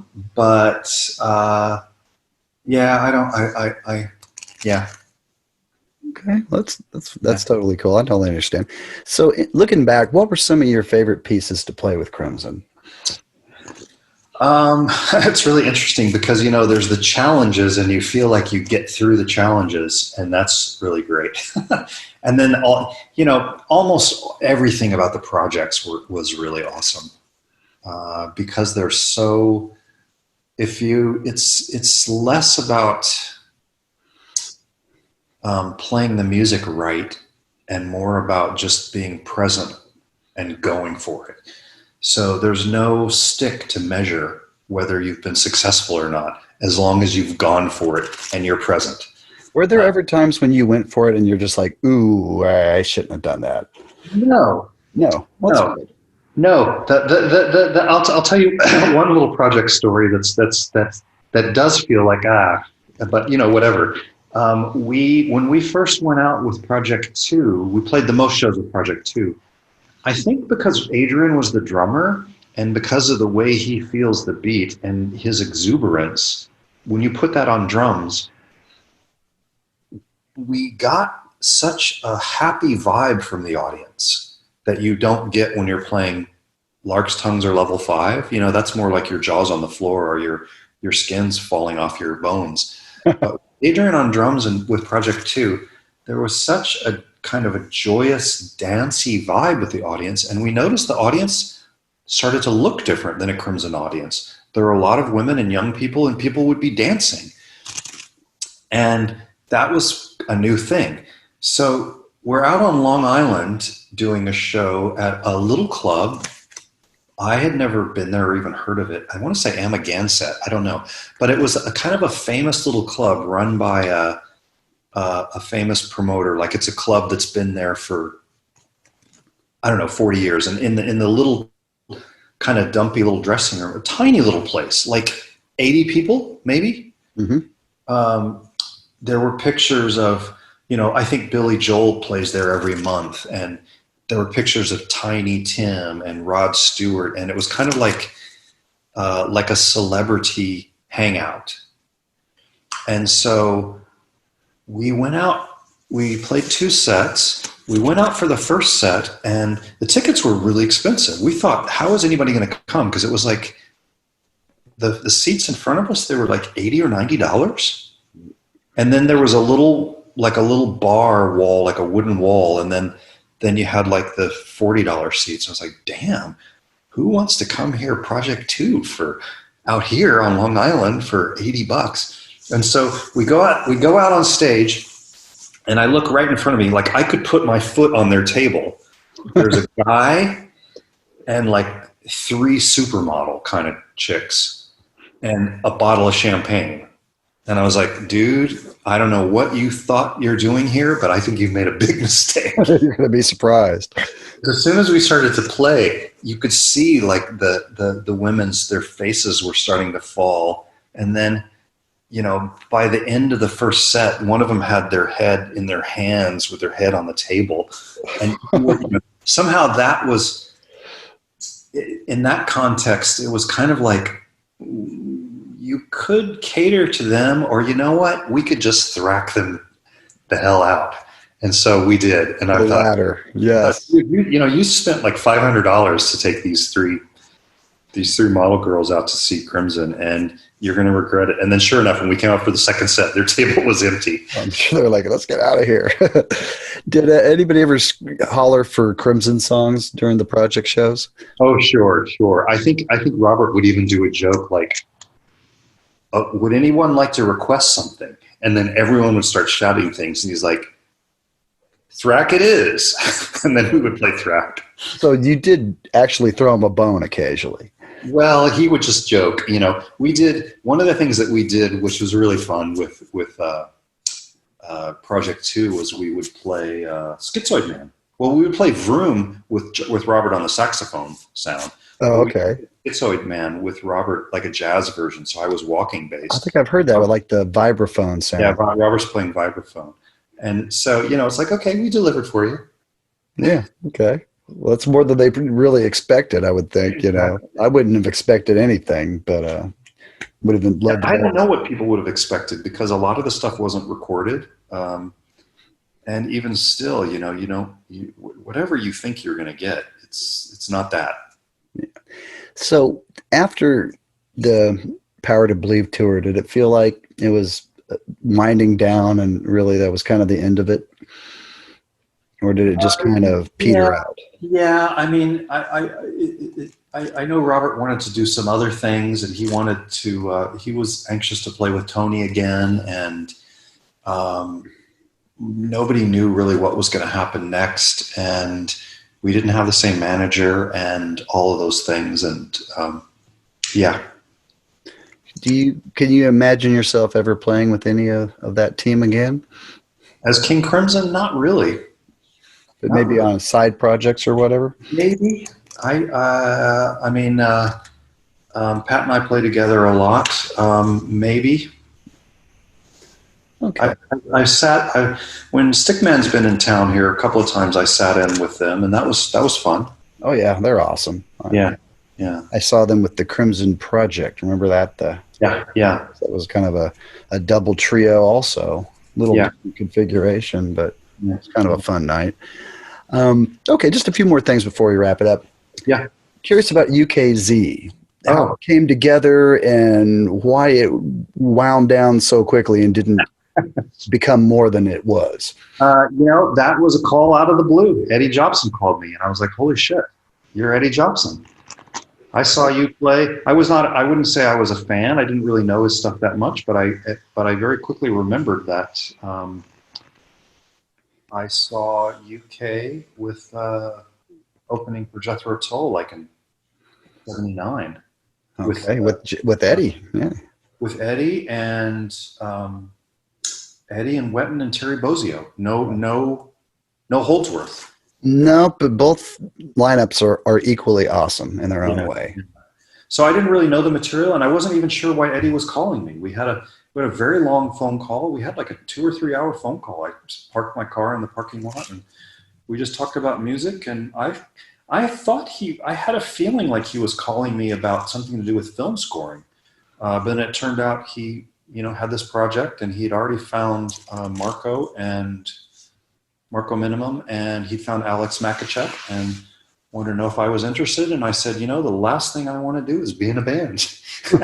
I don't know that I want to be in a band. He's like, "Oh, let me make it easy for you. We're just going to only do this and that." And I was like, "Okay, I'll try it. What the hell?" And so I flew down and met him and heard the material. And, Eddie's last show was at Madison Square Garden with Jethro Tull, like in 1979. He hadn't played a show since then.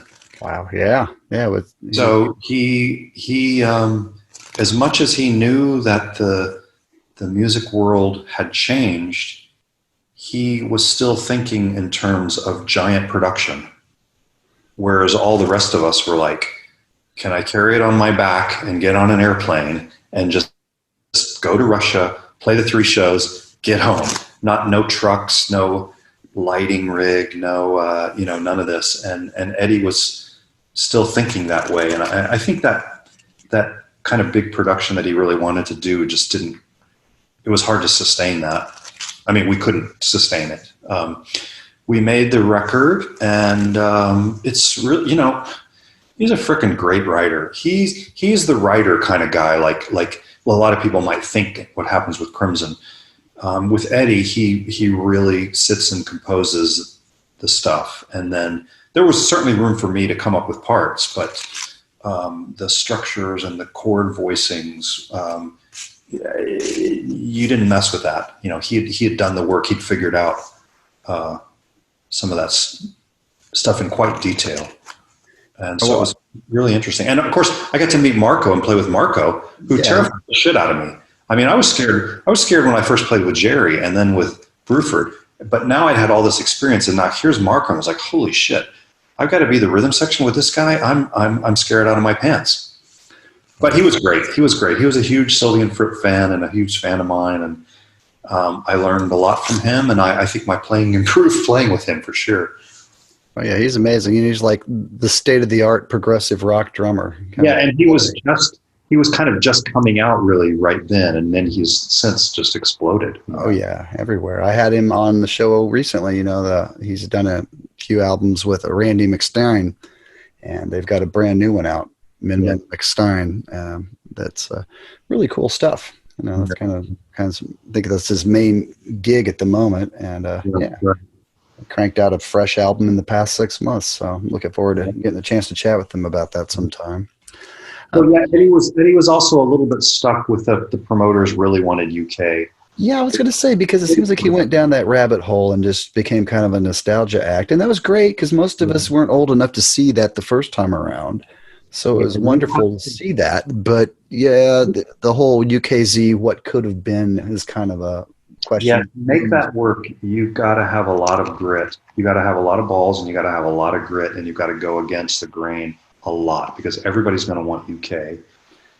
They're not going to want UKZ until you show them, you give it a few rounds and you show them why. And the only way in my view, the only way you can do that is to not play the nostalgia card at all and do like Crimson did in Discipline. Just, there's no old UK. It's just this is the band. We're going to keep coming around in your face. And man, that's hard to do. It's really hard to do. And the promoters, you have to work your way up. Yeah, basically they just wanted UK, I would imagine. And that must have been a tough situation. But I did get to play some UK tunes, which was really cool. Yeah. That show that you did in Russia, that was a pretty interesting set list. There was some Crimson in there too, if I'm not mistaken. Yeah. That must have been pretty wild. I didn't want to play that Crimson tune. When Eddie said we should play Crimson tune because you're in the band, I was like, I don't want to. I don't want to do a Shadow Crimson tune. And which tune was it? We did Lark's too. And I was like, oh man, that's one of the ones that's just got to have the vibe. Otherwise I'm going to feel so lame doing it. And I was like, okay, we'll try it. And my God, Marco and Alex just nailed it. And there was the vibe the first day we played it. I was like, okay, we can do it. This is worth doing after all. Very cool. And just a couple quick questions about the security project. It seems like you kind of follow in Tony's shoes. Yeah. But sometimes Tony follows in yours, and he's got to shed a lot to do it. So I've heard. My revenge. Exactly. Did you have were you very familiar with the early Peter Gabriel stuff? And that stuff? Well, okay. I was going to say yes. Actually, the third record on, I was not familiar with the first two solo records. In fact, I wasn't, and I'm still not that familiar with Genesis. They didn't make it down to me. But for Peter's third record, the Melt record, tore my head off. And so I knew that record and the next record inside and out. And for that reason, I didn't really want to do that project either, because I thought, how could you play that material? But when we got together with Jerry, it actually sounded really great. And it was really cool to play it. And we just kind of evolved it through several different singers. And it was really cool to play. I mean, that's Tony when he's on the stick, finding the stick really for the first time, even before Discipline. So it's kind of, and he's such a, I don't know if genius is the right word, but his hands just find the right thing. And so this new instrument that, all of us have been playing now for 30 or 40 years, he found some of these seminal bass things that you can do on it, on those Gabriel records. So it was really cool to do them and learn them and play them. Would you say he approached it more like a bass player on those records? Absolutely. It wasn't until Tony might obviously he'll have more information. Not that he'll remember better than me, but to me it feels like he didn't really get to the top side of the instrument much until Crimson. And I've been working on with my transcriber buddy. We transcribed the Thrak record, but we're actually just about to put out a transcription of the entire Discipline era band. The album Discipline, or all three of them? Oh, nice. All in one book or separately? Yep, all three of them, everything tabbed, all the drum parts, everything. And going in and looking at that music and working with Gabriel, the transcriber, we were both shocked how much Tony's cool stuff he's doing on the top side of the stick. Some on the first record, but by the time you get to Neurotica and some of the later stuff, it's crazy. So the early Gabriel is definitely bass. Yeah. How did you go about dissecting all those? Did they send you multi-tracks where you could isolate every part? Gabriel is amazing. We did the whole Thrak record pretty much just from the 2 tracks. Then we got, then the box set came out and we had the 5.1 mixes. With the Discipline, we did get some multi-tracks, but it wasn't because it wasn't because he couldn't hear the parts because his ears are crazy good. It's more the production was confusing. Like, how many guitars are here? And is that Robert or Adrian? Or shit, that's Tony, it turns out. Sure. Yeah. Yeah. Were there ever things that were hard to notate, like weird guitar yeah. and stuff? Yeah. Gabriel has cracked this. He uses Sibelius, but in order to do the Thrak, and also there's a scores book of a bunch of my solo stuff. We figured out how to crack the system so that you can have multiple time signatures at the same time and different length bar lines.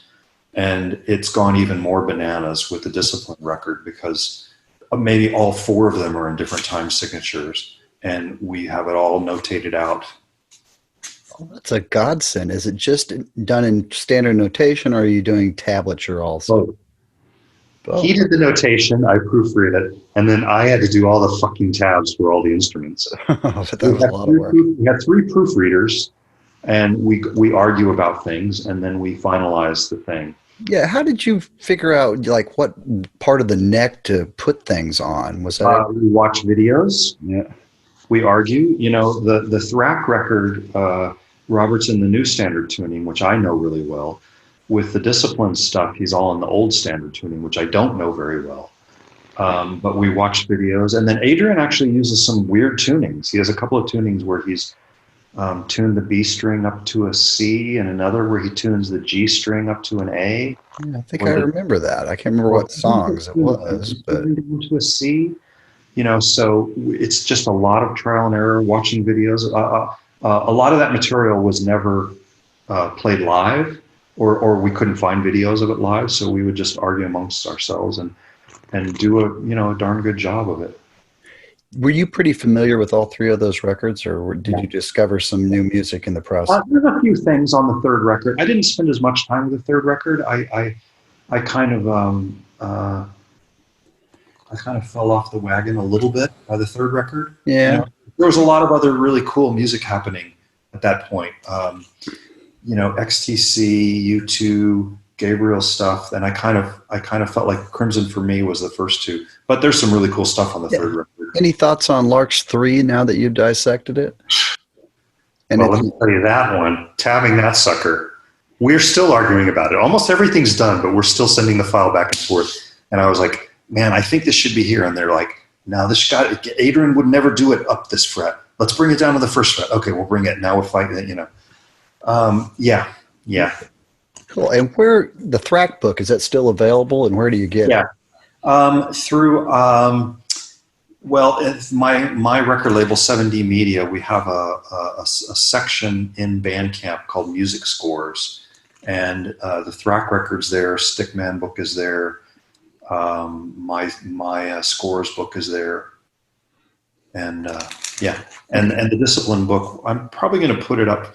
We're hoping to have it by Christmas. I'm probably going to put it up for pre-sale in a couple of weeks. I just have to it's really complicated getting the publishing rights. And then the books are, it's like 1,500 pound pallet arrives at the house. And right. And it's not CDs or digital. It's a nice, and we did a big book. It's like 9 by 12 inches, a little bit bigger than normal. And it's spiral bound, so you can lay it out flat. Oh, that's great. That's great. And it's going to have all 3 albums in it? Every frickin' song, plus the barbershop quartet. Oh, excellent. That's awesome. Do you see yourself ever doing this with the albums that you were on, besides Thrak? Yeah, Gabriel wants to do everything. Okay. Well, I think that's great. I think there's people out there that would love it, and there's an era. And just being able to look at it that way is so enlightening, It is, and what was interesting about the Thrak, actually for Thrak, we also did, I think we did my bass part for the ConstrKction of Light, or maybe just a digital version. There's a lot of arguing about, nice arguing, but about the accidentals. Mm-hmm. Is this going to be a C sharp or a D flat? And you would think it's not that big of a deal, but it's kind of a big deal when you're dealing with the vocabulary that Crimson is using and the octatonic, and what did we think of as the root? And oh shit, you thought that was the root, but I think this is the root. Now what are we going to do? And so it was it was really satisfying to get a kind of a definitive notation. Well, that's really exciting. Well, we'll have to keep an eye out for that. That sounds like the perfect stocking stuffer. Exactly. Are you going to mail them all yourself? No, I have somebody who's going to do that for me, thank God. That's good. That would ruin your Christmas season. Yeah. And I noticed you've been doing some teaching online. I saw a video about modes recently. What's that all about, and where do you get that at? So one of my main pieces of work is coaching musicians, and I freaking love it. I spend, I don't know, part-time of my week, a good chunk of it. It's quite different than teaching in that I'm not really necessarily sharing secret information or telling people what they should do, but I work with them to find what they really want to do and then find solutions to that. And so out of that has grown this, what I call these modes courses, where I have put together this will be the third year we're running the 9-week Modes 1 course. It starts on October 12th. And it is freaking awesome. It is so much like what I wished I had when I was younger. I have essentially rebuilt my ear over the last 5 or 6 years based on this way of looking and listening to music. That's very different than how I was trained. And I built it into a course that lets you look at the pitches and kind of learn how the pitches stack up against each other. I guess that's kind of the short answer. And we do it. It's not a study of modes in any traditional sense, where you here's the information about the various modes. It's really about learning the sounds of all the different colors that you can have, and we use the modes as the framework, because for me the main 6 Western modes give you a basic flavor framework that most of the music in the world is based on. Sure, I think that's a great way. A little bit of an exaggeration, but yeah. Yeah, flavor-wise, I think that's a good way to put it. It covers, with those 6 modes, you get all 12 of the chromatic notes. And the way I present how to hear them and work with them, eventually, after a bit of work, you don't, and a bit of these practices, it's all very practical, so it's all practices. You can kind of mix and match them any way you want, and you get a kind of a deeper relationship with them. Now, is this a course that anybody can take? Yeah, and that was the other thing for me. I really treated it like I treat like my experience with martial arts, which is in a dojo, you have different levels of people working together and at the same time. And I really wanted something that would work like that, where the advanced people are working on the basics and the absolute beginners are starting with the basics, and everyone's helping each other. So it starts almost crazy basic. And we don't use notation either, which is this kind of clever little thing that's come from it. So yeah, you can be an absolute beginner. And I have a couple of people wrote me last week. I was like, I don't know anything. I was like, perfect. You're perfect. But then I have classical players and heavy jazz players, but because of the way the material is presented, they're able to kind of hone the basics in a new way. And what's the best way to get in touch with you if someone wanted to take part in this course? So the website is originalvoicecoaching.com, and that's my voicecoaching. Original Voice Coaching. And the course is on there with some videos and description of the general description of what happens throughout week by week. It was made, this will be the 3rd year we've run it, and there's a Modes 2 that I run as well that's quite a bit more advanced. And the course was made to integrate, I mean, of course now we're in quarantine, but it was made to integrate with a busy work life, that you get practices for each week, and I present practices at 3 different levels: beginner, intermediate, and advanced. And you kind of pick and choose. And the ideal way of working with the material. It's not extended amounts of time. It's actually 5 or 10 minute little chunks a couple of times a day is the best way to hit it. So it's not, it integrates relatively well with them. Are these classes done via Zoom or what? No. What I do is I have PDF packets with information and practices that go out every week. And then we use Slack. We have a discussion group on Slack, and we all connect there and communicate there. So nothing happens in real time. I'm going to probably do a couple of Zoom sessions with anybody who wants to show up, but it's not really where the materials gets presented. It's more just to kind of get to know each other and ask questions. Yeah. And what music have you been listening to just for pleasure lately? I don't usually listen for pleasure, but with the quarantine, this is kind of funny thing to say. I have been watching a lot of opera. Very cool. Any favorites? The Met Opera is broadcasting every night a free, full, high-quality opera. And I would say I don't love opera and I don't hate opera.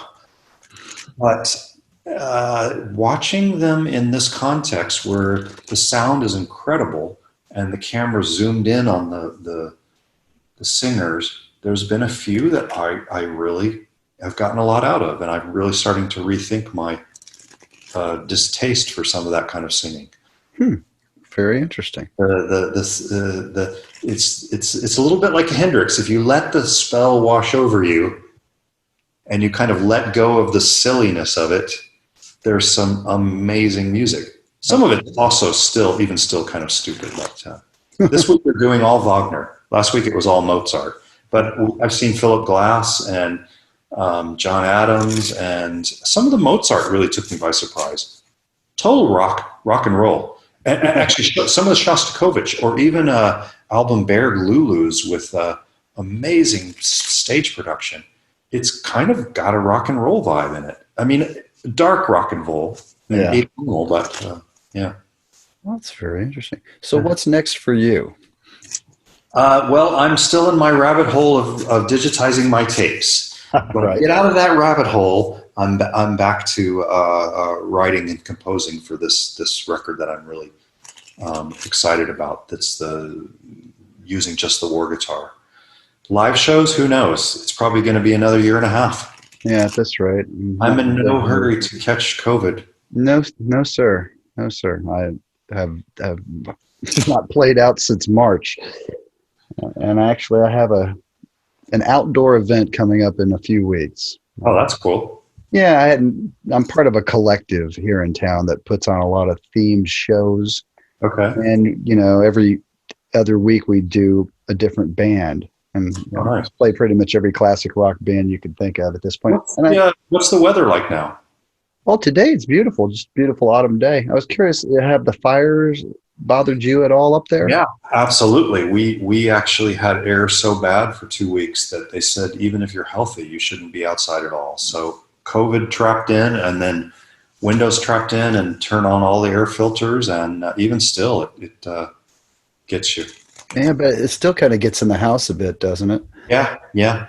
I sealed up pretty tight, and I put my filters on, but that's gone now. It started raining and blowing away. Yeah, the famous Seattle rain saved the day. Yeah, exactly. And any issues with rioting and all that? I hear Seattle's been a bit of a hot spot, or is that exaggerated? Mostly exaggerated. Yeah, I figured as much. There was a moment, but it was never dangerous. It was just. Yeah, I know. People are prone to, exaggerating for the sake of their cause, but that's another story entirely. Well, Trey, thank you. I will say this, though. The city we're definitely majorly affected, as probably many cities are, but I haven't been anywhere, so I don't know. But when you go downtown, it's been such a wasteland for so long. And, the cops don't, it's just a wasteland. Oh, that's a shame. Graffiti everywhere. Everything's boarded up, and we're hoping that doesn't last. Yeah, no, it can't last forever, I wouldn't think. Okay. Well, anything you want to share before we take off here? No, I don't think so. I think this is the most thorough one. This is the one I'm going to send everyone to. Well, thank you. Yeah, if you could share this on your social media, I sure appreciate it. You know, I'm kind of carving out a niche as the guy that asks all the questions the other people don't ask. Right. Nice. And, you know, it's a real pleasure. I've been curious what you've been up to for a while, so it's nice to fill in the blanks. Great. Well, thanks for having me. Yeah, no problem. And for my audience, Wednesday, I'm chatting with Guy Pratt. You remember him from Pink Floyd in the 80s and the 90s, bass player? Oh, bass player. Yeah. He was also on Toy Matinee, that great 90s pop album that a lot of people love. Yeah, so I'm squeezing in a few extra shows this week. So that's great. Yeah, so how many do you do? Well, I do one Saturday night at 10 o'clock regularly. But, you know, I'm not going to miss an interview if people aren't available at that hour. Right. And, you know, I chat with a lot of people that are overseas, too. So sometimes I'll do one at noon on a weekday. Right. You know, I pretty much work around everybody's schedules. You know, I mean, I want my usual Saturday night show, but, you know, I don't want to miss anything in the meantime. Right. You got to take it if it comes. Yeah, pretty much. And it's been really exciting getting a chance to chat with so many of my favorites. You know, I pretty much just interviewed people whose music I'm really passionate about. You know, right. I've had people approaching me about, you know, talk to my band. And it's kind of like, well, I don't really know your band. I don't know your stuff. So what am I going to ask? Right. Well, I mean, I could come up with 20 stock questions and get an interview they'd probably be happy with, but I'm not so sure how excited I'd be about it. Right. You know?